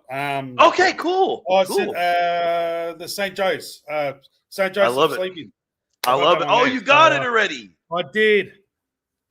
I love it. It's great, isn't it, brother? Oh, I love it, man. Oh, it's good. It's I got it today. I went past the church today and I got it today. I was really happy. Tremendous, my friend, brother. I'll let you go. I know there's somebody else on the line for you. Hey, God bless you, brother. Talk to you soon, my friend. I will. Take care, brother. Great talking to the brother Bronco, but what a haunted image, man. Daniel, I blame you, man. I blame you, you hater. Let's go backstage. What's up, Ari? What's up? What you got in your mind? What's up? What's up? No, please stop singing. What is up? Jeez, I'm gonna report you for singing. What's up? What's up? Tell me, tell I'm me, gonna tell me. report you for harassment. Yeah, I'd probably get arrested, man. What's up? What do you got in your mind? Thank God. Freaking Tim head, Tim head William. That's something. I can't believe my head was put into Vegemite name. Um. So, anyways, so I have a question. So, so I know that Mary did not contract original sin the way that we did, if Sure. I'm not mistaken. What So, didn't contract any sin? Huh? yeah, she didn't contract any sin. Mhm. So, how does that not diminish her free will? So remember, there's a big difference between original sin and actual personal sin. So the correct question would be how it would not diminish Mary's free will that she didn't commit any kind of personal sin, because nobody has any kind of control over original sin. It's not something that is done or that cannot be done. It's just that the question doesn't make sense, because remember, it is a condition we inherit. When you think of original sin as a kind of substance, then it becomes like, oh my goodness, okay, then you start asking, well, if Mary never contracted that, how does that not override her free will? No, the fact of the matter is all of us normally contract this condition, this state of being, and the state of being is a privation of original holiness. That's what original sin is, and an inclination towards, doing all kinds of other things, But I'm saying in reference to the fact that like she was, because we believe that she was full of grace even before Mhm. the angel Gabriel's annunciation. Like we were born, like we know that she was full of grace beforehand. So doesn't that have an effect on the did that not have an effect on her free will? Even like basically, it Well, was you didn't obviously you didn't because she allow was me to full. Hold answer. on, it's good. I was It's because answering you that. I'm trying to get you to get where I'm Okay, trying to go get you ahead. to understand what it is I'm actually wanting you to answer.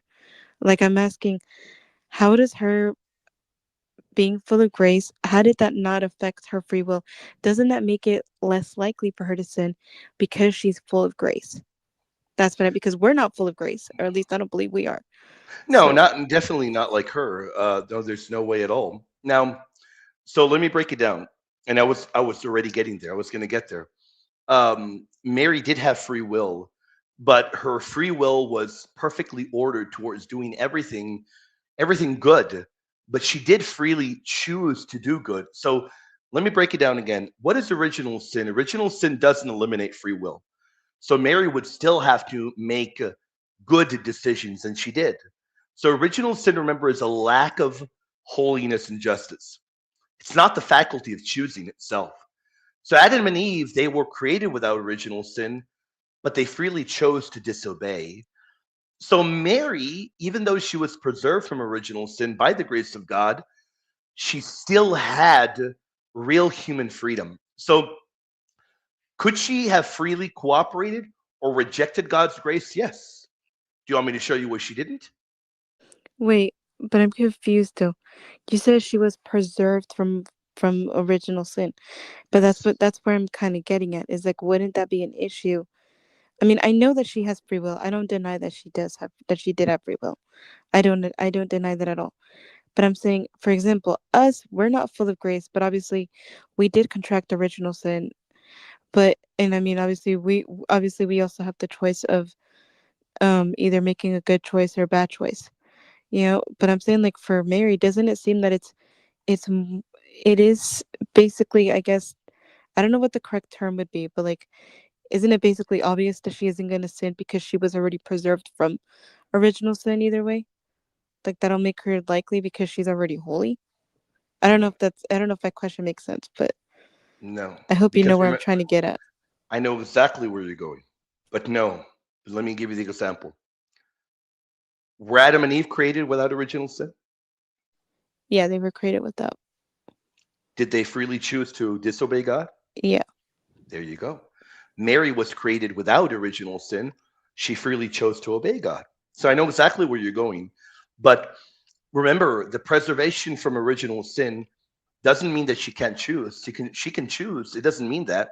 Now, does it bestow special graces upon her? It does. Different ones than us. There's no doubt. So you are on the right wavelength there. But remember, at the end of the day, like Adam and Eve, like the guy Moises was bringing up, like Adam and Eve, she still had to freely cooperate. Is she going to cooperate or reject God's grace? And at the end of the day, even being full of grace, she has to choose, like St. John Damascene, does she turn towards the Lord or does she turn away? And she has that moment in the Gospel of St. Luke, chapter 1, verse 38, where her answer is, let it be done to me according to thy word, where she positively chooses everything will towards the Lord. And she's not coerced. It's her own choice. Yeah, I always thought it was kind of interesting, kind of That makes thinking sense? about. Yeah, I think I'll have to re-listen to it Mhm. to What did you fully. think was interesting? What did you think? No, I'm just because the way that I was kind of thinking about it, thinking about how whether that would or wouldn't affect, the Oh, I difference got you. between us and her, in Yeah, just terms think of. about Adam and Eve. They were without original sin. They still disobeyed the Lord. Yeah. Yeah. Yeah, but would you? Well, in that case, you wouldn't say that they're full of grace, though. They weren't necessarily preserved from sin. They just didn't have any sin from. I feel like that would be different, wouldn't it? No, well, they were created. It's different only in the sense that Because they they're not didn't. full of grace, and she was. Why were they not full of grace? I'm saying, like, or at least in terms of what we see in the Bible. Obviously we see that they are created, but obviously they have that free will to choose. They most definitely were full of grace. If full of grace is the opposite of original sin, and they were not lacking original holiness and justice, they most definitely were full of grace. They definitely were. They just fell. They had free will and they fell. But how Like can you say Mary. that? How can you say that they were full of grace and preserved from original sin when original sin didn't that start necessarily with Adam and Eve? No. Remember what I said. They were full of grace because they had original holiness and justice. Remember, they were full of grace not because they were preserved and original sin was prevented from them. No, they were in full possession of original holiness and justice. That's how they were full of grace. Mary is also full of grace in being full of original justice and holiness. So remember that. Original sin is a lack of that. So when they fell, they lost that original holiness and justice. Mary doesn't have that lack of it. Mary doesn't have. Now, Mary had to be preserved in a special manner. They were created in a manner differently because they weren't conceived. They were created by God, but they had original holiness and justice. They lost that at the fall. They lost that because they committed that. They freely chose to disobey the Lord. But they had original holiness and justice, and that's what Mary has. That's what full of grace is for Mary. That's confusing, but yeah, that doesn't Father make might sense. explain it better, but our 2 courses back, he laid it out exactly that same way. So remember, let me ask you this first. What is original sin? I never had to actually define it because when I think of So, him, I think of Adam and Eve of when they first sinned. But that's where it kind of leads me to it. right. When they sinned and original sin came into the world, what do they now lack? Holiness, basically, There you go. They have that lack of original holiness and justice. But Adam and Eve, were they created in a state of grace? They were created sinless. Yeah. So they were But you full of can't. But sanctifying I grace. still think that sounds complicated if you say that they were full of grace, because again, there was no evil even before then. Before Well, them, keep in mind. You know this. Like, sin broke out was because of the choice that they made. It all kind of stemmed from them. full of grace This, has to do with her being full of original justice and holiness. That's what it has to do with. That's why she's full of grace, because she has but original how if justice. sin wasn't? How if sin hasn't even existed in the world? So what could they? So what could they? Because they So were it's not because necessarily that they can be preserved from anything if they. nobody said that they were preserved from I anything. You're getting confused. They were created in a state of grace. Mary was preserved from original sin. They were created in a state of grace. They were filled with sanctifying grace. That's the fullness of a kind of grace. They were filled with sanctifying grace. Now, the title full of grace is uniquely Mary's, but they were full of sanctifying grace. Remember that. They were created in original holiness and sanctifying grace without original sin. That's how Adam and Eve were created. Mother Mary was preserved from original sin from the first moment of her conception. Had sin already entered the world? Yes. But remember, we're talking about Mary being full of original holiness and original justice. And remember, here's the thing that'll be the key. Understanding what original sin is the key. It is a privation. It is a lack. It is a lack of original holiness and justice. But there wasn't a lack of original holiness and justice before that. So how can you say that they were full of grace? Because there wasn't anything like that even before. Because they were created in a state of grace. That's why. They were filled with sanctifying grace before the fall. It still doesn't. You're confused. That still doesn't address my point, bro. Respectfully, It does. No, it doesn't. Respectfully, it's just Okay, well then ask it's not me again. making sense to me. But okay, so let me try and break it down again.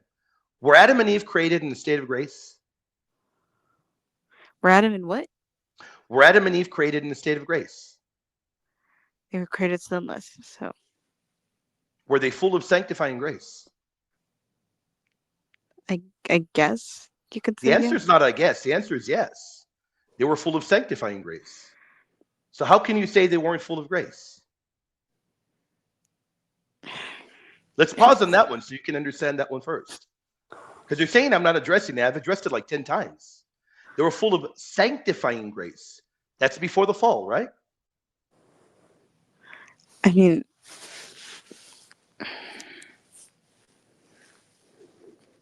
what did they lose if they weren't full of sanctifying grace? that's what I'm asking. It's just it just doesn't make sense to me. I mean, I agree that they were created sinless, obviously, but there was no sin before them until they first disobeyed God, and that's when sin broke out. But that's what I'm saying. How can you be preserved from something that hadn't even existed before? That's what I'm saying. So you're telling me that there was no sin. How could there not have been sin if there were fallen angels already? Oh, jeez. You got to read more Aquinas, Ari. What do you mean? So there wasn't human sin, right? But the angels had already fallen, right? So we already have. But I mean, does the fall of angels actually affect humans as well? So let me. Are you saying that? Are you saying that would have an impact on Adam and Eve? It had an impact because they listened to a fallen angel. There wasn't human sin. Human sin had not come into the world, but there was sin before Adam and Eve. You asked if there was sin. Then basically, I mean, with that logic, then we can say that you can say that the original sin actually started with the fallen angels, then, which is problematic. I didn't even remotely say that, Ari. I said that they were full of sanctifying grace. Remember? So I said they're full of sanctifying grace, and you said, how could that be if sin hadn't come into the world yet? Sin existed, not human sin. Remember, original sin, no. But Adam and Eve were humans. That's what that's the point. So then after they fell, you can't really use the example of angels because yes, you most definitely can, because you said there wasn't sin. There was sin. That's why they were full of sanctifying grace. Sin did exist, just not human sin. There was a sin of the fallen angels. So that wouldn't impact them then, because those were angels. That's what I'm. It did impact them because they went after them. They went after them, Ari. They went after them and they fell and they listened. Remember, this occurred before the temptation of Adam and Eve, the sin of the angels. The first human sin was Adam and Eve's disobedience. But they were given sanctifying grace. They were full of that. Remember, there's a difference in Adam and Eve and Mary. There's no doubt, because Mary had to be preserved from original sin. Original sin did come into the world after Adam and Eve, but they were full of sanctifying grace.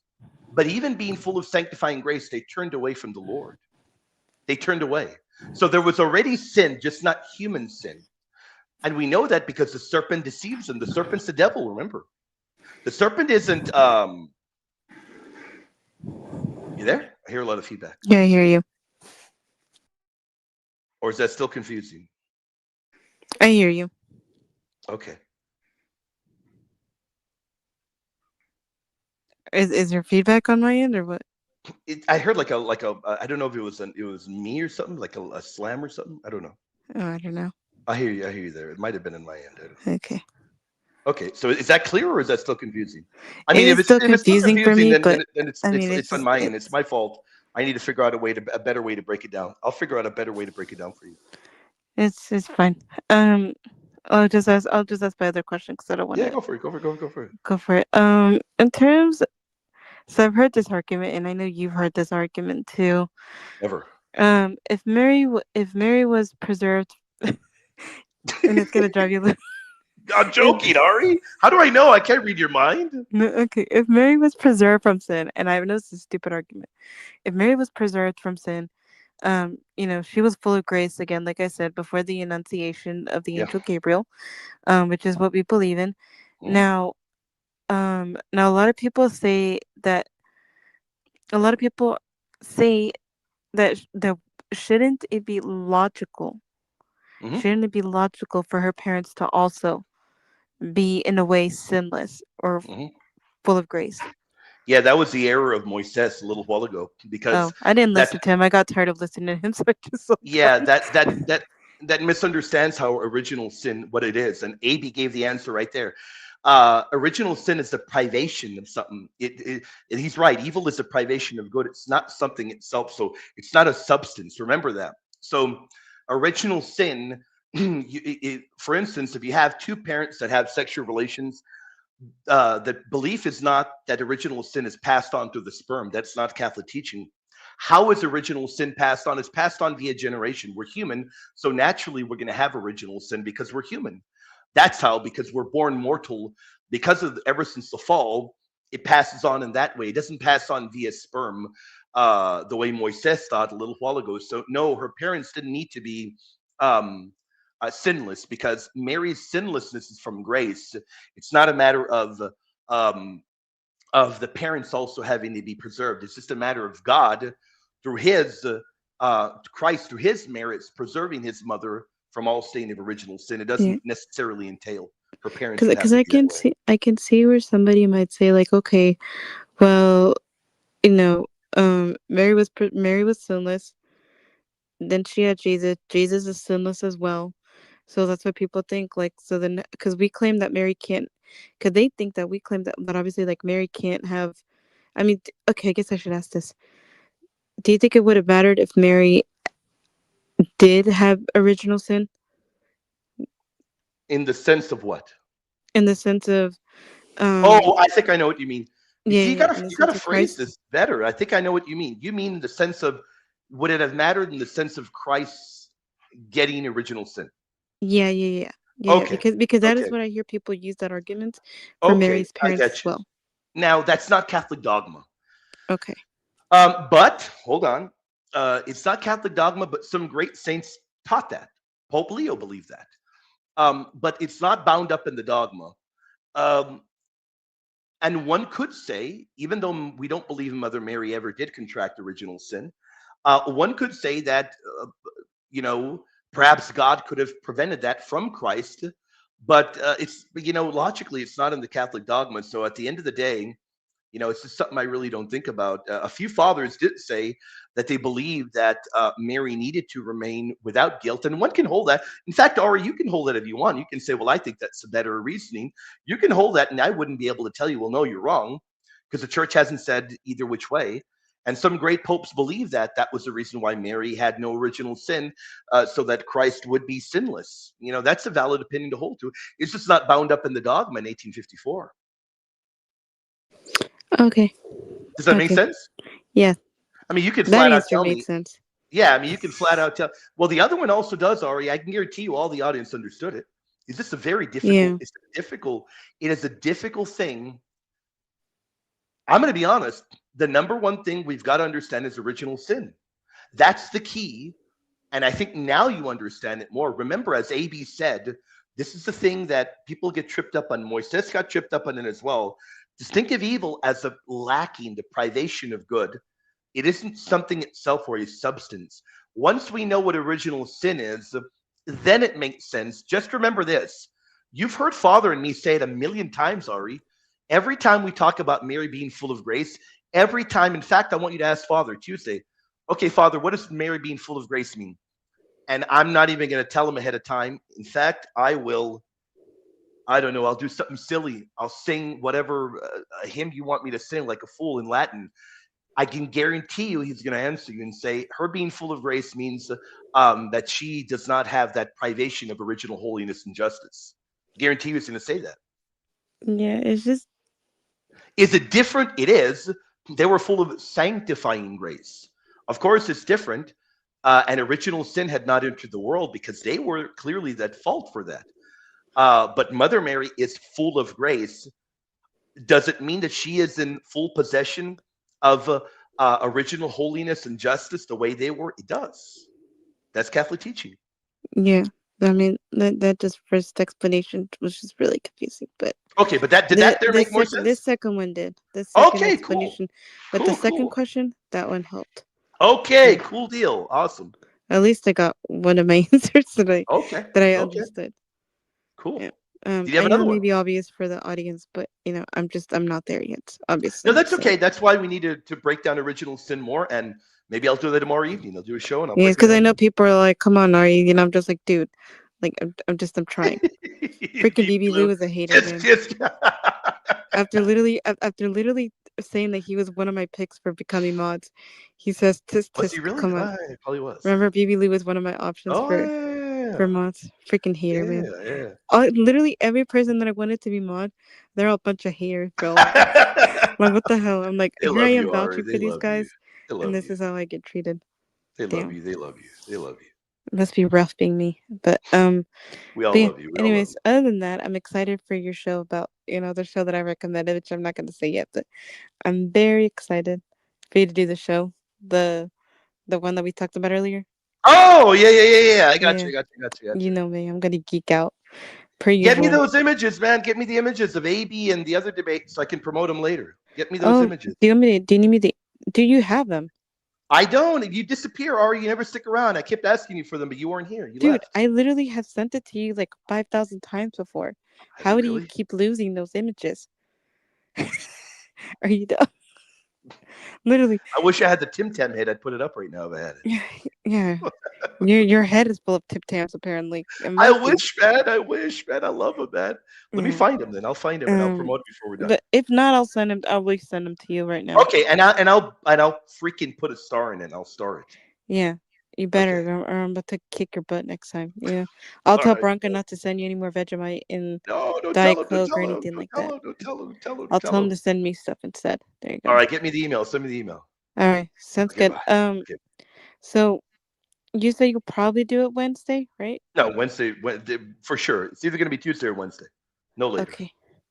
All right, sounds good then. Probably Wednesday, just to make sure it's top tier. Yeah, you better do it top notch. No dunce SCOTUS on that one. Bye. You know me. I'm gonna throw a brick at your head.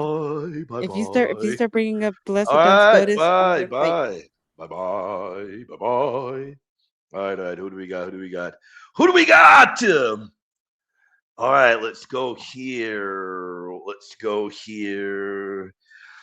And we're going to continue a little bit longer because we actually had people that came up. So let's answer this one. Then we're going to go backstage. And Ari, you can tell people the show that I'm going to do because you won fairly. You can tell people the show. I mean, you won. You can tell people. What is Molinism? We love Molin. Well, I like Molinism. So it is a theological system. It is a theological system developed by and Lino Molina must love it. Luis de Molina, and it's great. It talks about it does a phenomenal job, by the way. Really, really good job of preserving both divine providence and real human free will. It's one of the very best. Now, it differs greatly, Shiri, from Calvinism. Calvinism relies heavily um,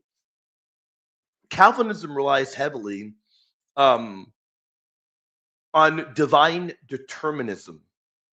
And Molinism is much sharper, and it clearly differs, very much different. It differs from Thomism as well, but not in the sense of the Thomistic view. I wouldn't call it heretical.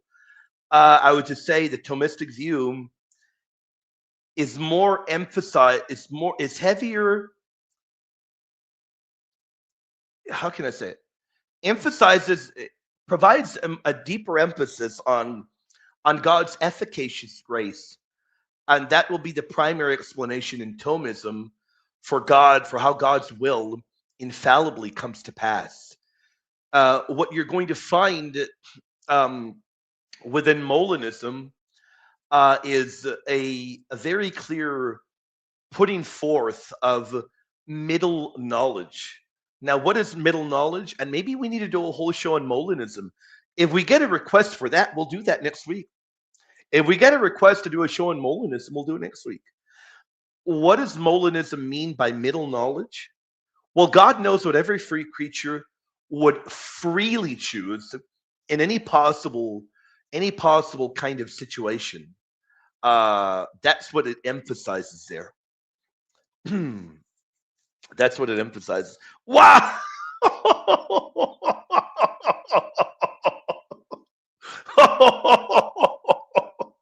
3 hour stream, nice, mate. Yeah, man, I love it, man.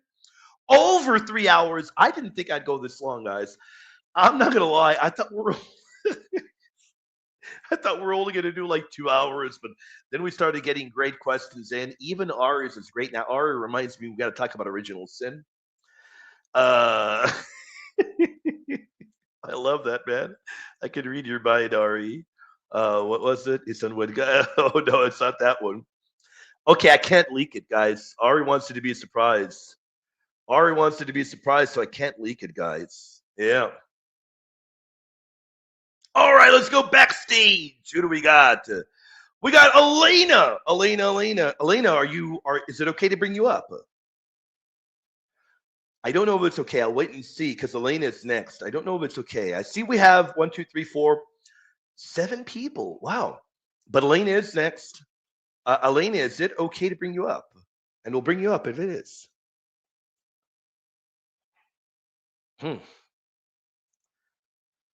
I'll wait and hear. I don't know. It might not be okay. Okay, let's answer another question. Let me open up the Bible.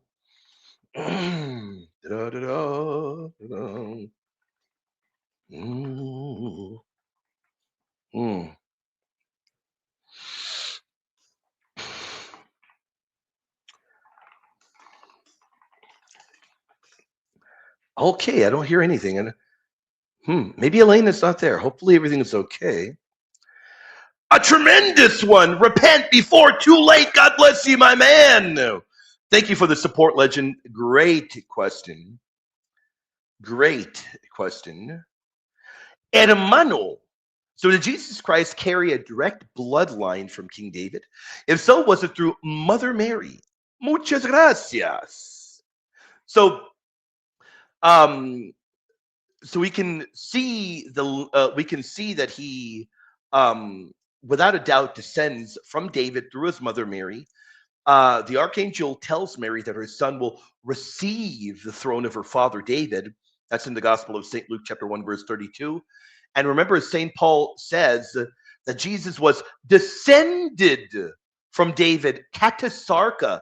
That's key. Katasarka, according to the flesh. That's in Romans 1:3. Then you can look in Luke's genealogy.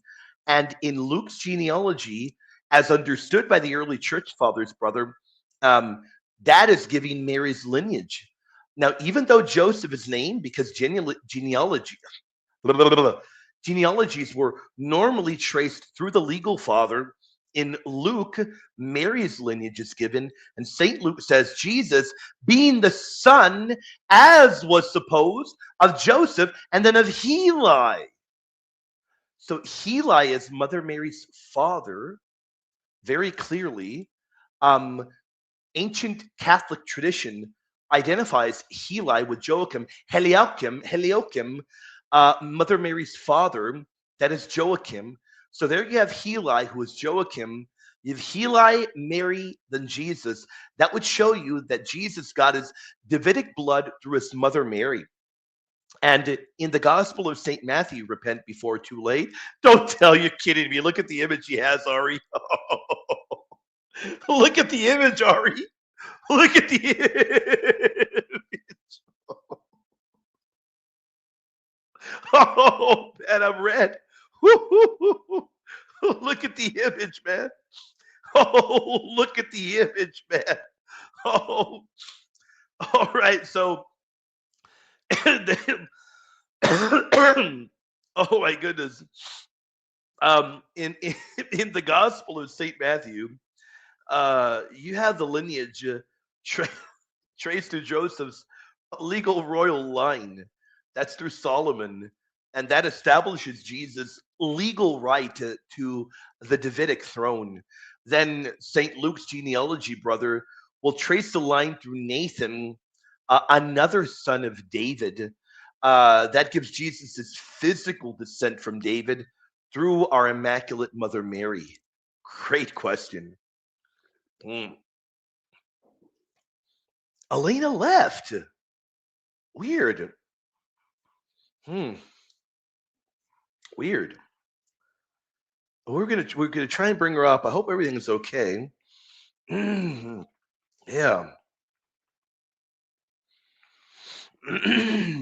Man.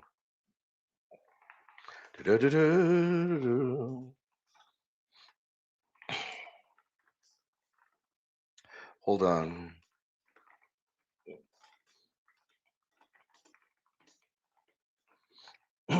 Trying to open up my Bible. I see we have more people, so we'll get to more people too, as well.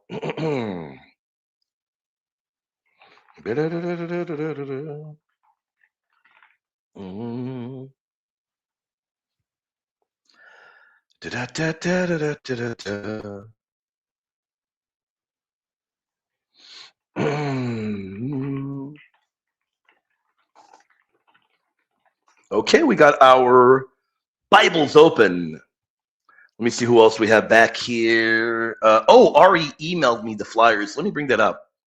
We'll get to the super chat right now. And I will. The question. This is a great one, a tremendous one. Mind Forged asks, if angels are created at once, and by the way, audience, we're going to continue another 12 minutes, then we'll wrap it up. We'll continue another 12. We'll have done 3.5 hours. More than I thought we'd do. We'll do 3.5. So people we have backstage, we'll do 3.5. Mind Forged, thank you for the support. Thank you for being a tremendous member, and thank you for your support, my friend. We would not be here able to do what we're doing without your support. Thank you a ton. God bless you, my friend. If angels are created at once and fell at their first choice, and God foresaw some guardian angels rebel, then did he recreate new angels for those people who lost their angels?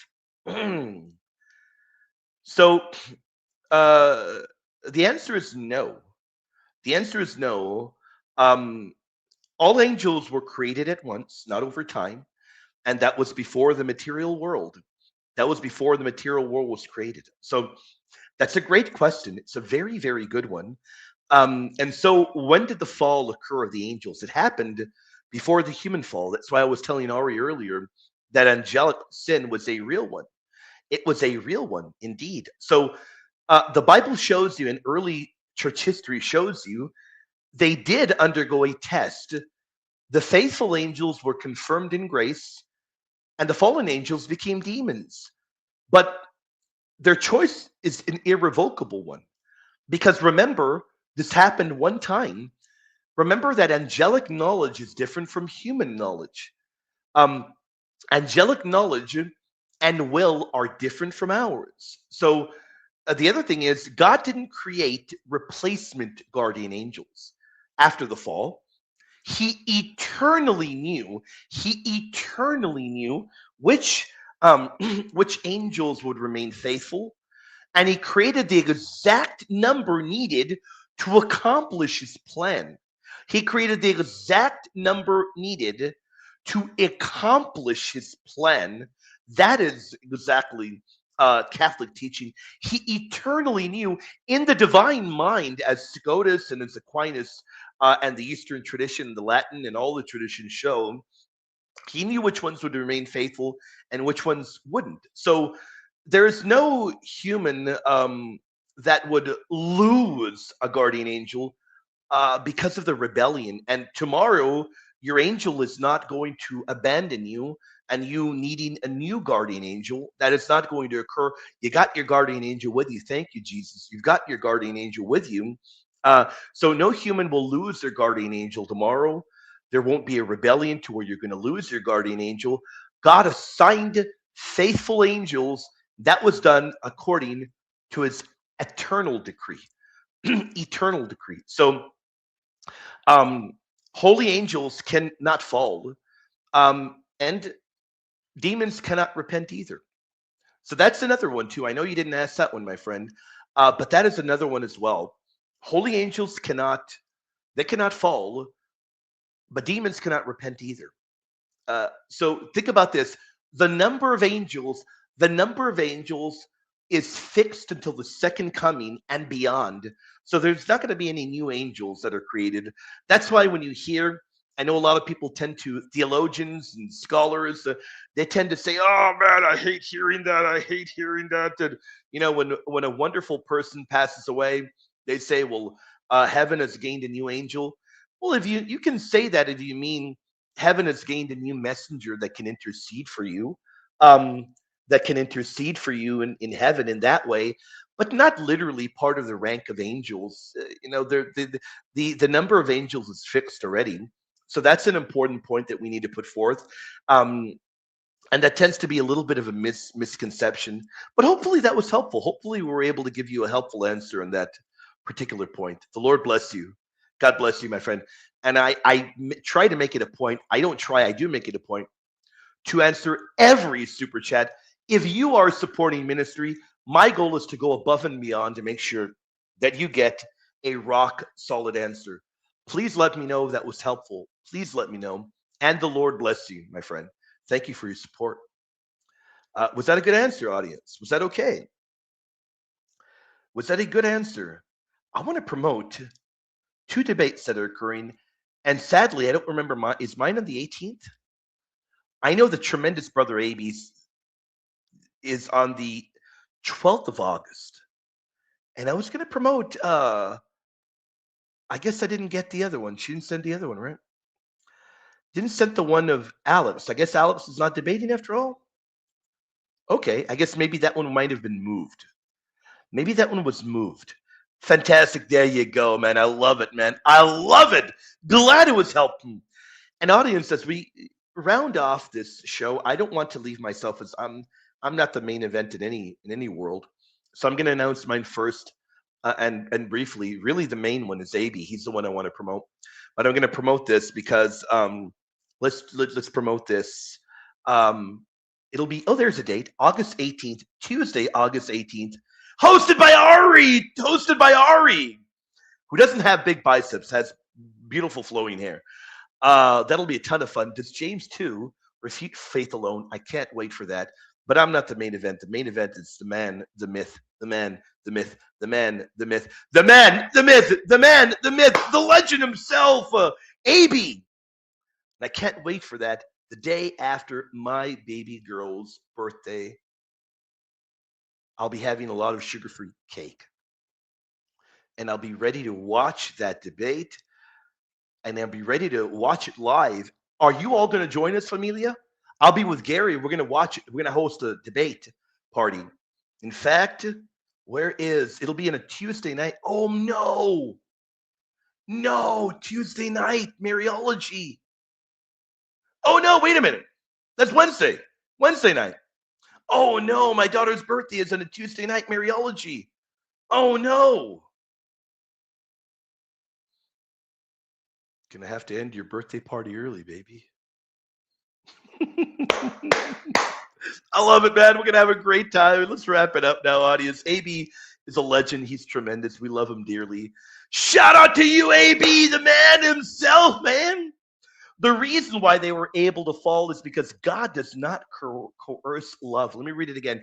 The reason why they were able to fall is because God does not coerce love. Perfect answer, William. He said, thank you, brother. You are a legend, brother. Thank you so much. God bless you, brother. We're going to wrap it up now.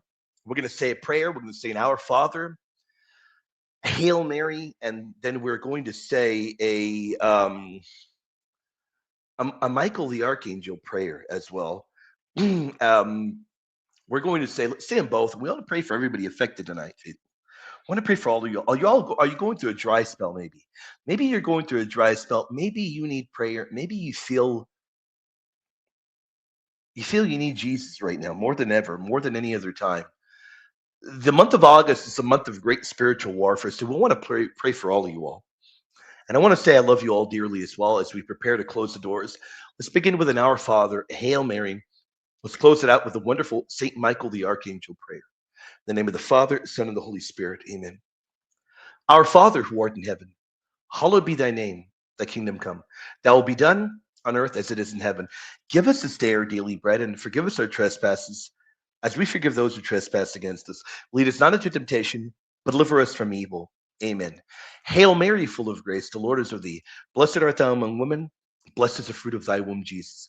Holy Mary, Mother of God, pray for us sinners now and at the hour of our death. Amen. One moment, Ari messaged me that she sent another email. Hold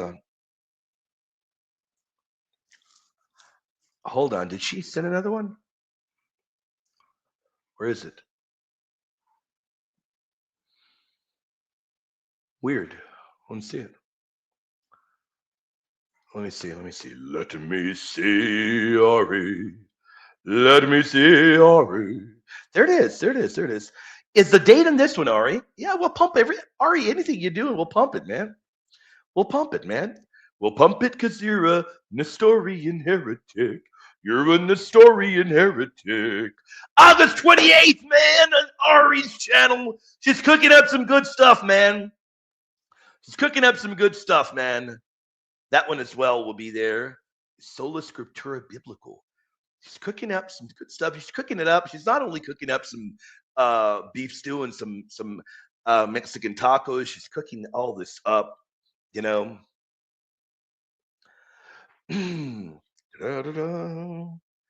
What's that? Hold on. Give me one moment, audience. Give me a second.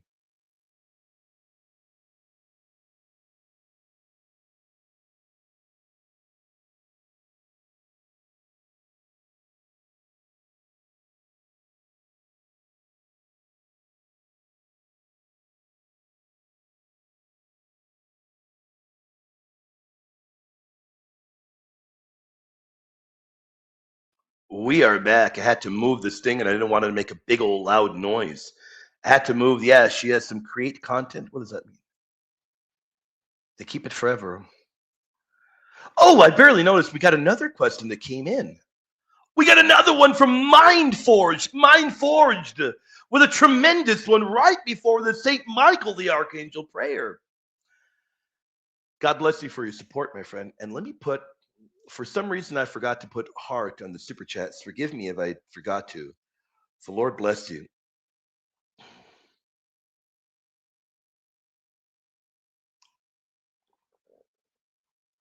Trying to hit heart. There we go. God bless you, faithful. I wasn't sure. I got it. I got you, Ari. I got you. All you got to do is make sure. All you got to do is make sure you make me some tacos. Some Mexican tacos. Hold on. Where is it? Where is this? Okay. I asked because guardian angels are created for a specific task. That person or even place or perish and aren't differentiated by accidents, but by task in nature. So what happens to that specific task? Well, you're right that God creates each angel with a particular mission. So that's a good point. That's a very, very good point. In terms of whether or not an angel, and I think you're referring to angels that rebelled. So if an angel freely rebelled, past tense, before the confirmation of the good angels, it wouldn't have affected God's divine providence. And that's why I think we got to do a whole show on Molinism. What do you all think? What do you all think? What do you all think, faithful? So the task itself was not lost. God would have assigned that mission to a faithful angel. Think about that. Since the good angels were confirmed in grace after the rebellion. Think about that. Think about that. We need to think about the logical order of things. So God would have assigned that mission. God would have assigned that mission to one of the faithful angels. Since the good angels were confirmed in grace after the rebellion, so no new angels need to be created, none, because God created the complete number of angels from the beginning. And the faithful angels, they were enough and they were sufficient to accomplish every mission in the divine mind, in his providential plan. So, can one say, scratching my back, can one say that a rebellious angel lost their vocation, right? But God's plan for that task was always to be perfectly fulfilled by a faithful angel. Always. Always. Was that helpful, Mind Forged? Itchy and scratchy, man. You know it, man. You know it, man. Mind Forged, was that helpful, my friend? And you know what I'm going to do for you, Mind Forged? Still love Molina, yeah. You know what I'm going to do for you, Mind Forged? You know what I'm going to do for you? Keep your eyes open. Tomorrow evening when I go live again, Mind Forged, keep your eyes open. I'm going to begin the show talking about guardian angels, archangels, and the rebellion of the angels. It will all fit in with the material that I'm doing over there on Patreon, where we are refuting attacks against Saint Michael the Archangel. Mind Forged, I'm going to do that for you tomorrow. I'm going to work on slides for you and open up the show with you in mind, my friend. Faithful, we're going to close the doors of the dojo now. Let's close them with a Saint Michael the Archangel prayer. Let's see if I really have learned it. Let's see if I've memorized it. In the name of the Father, Son, Holy Spirit. Amen. Oops, I think we got another question that came in. Oh, the man, the myth, the legend. Thank you for your support, tremendous hero. No. No, I'm red. Look at the color of me. Look at my color. Ari, I'm going to have him start using your face, Ari. I'm going to have him start using your face. Look at that, man. Look at that. Don't send that photo to Ari, whatever you do, man. Oh, my goodness, man. Oh, man. Oh.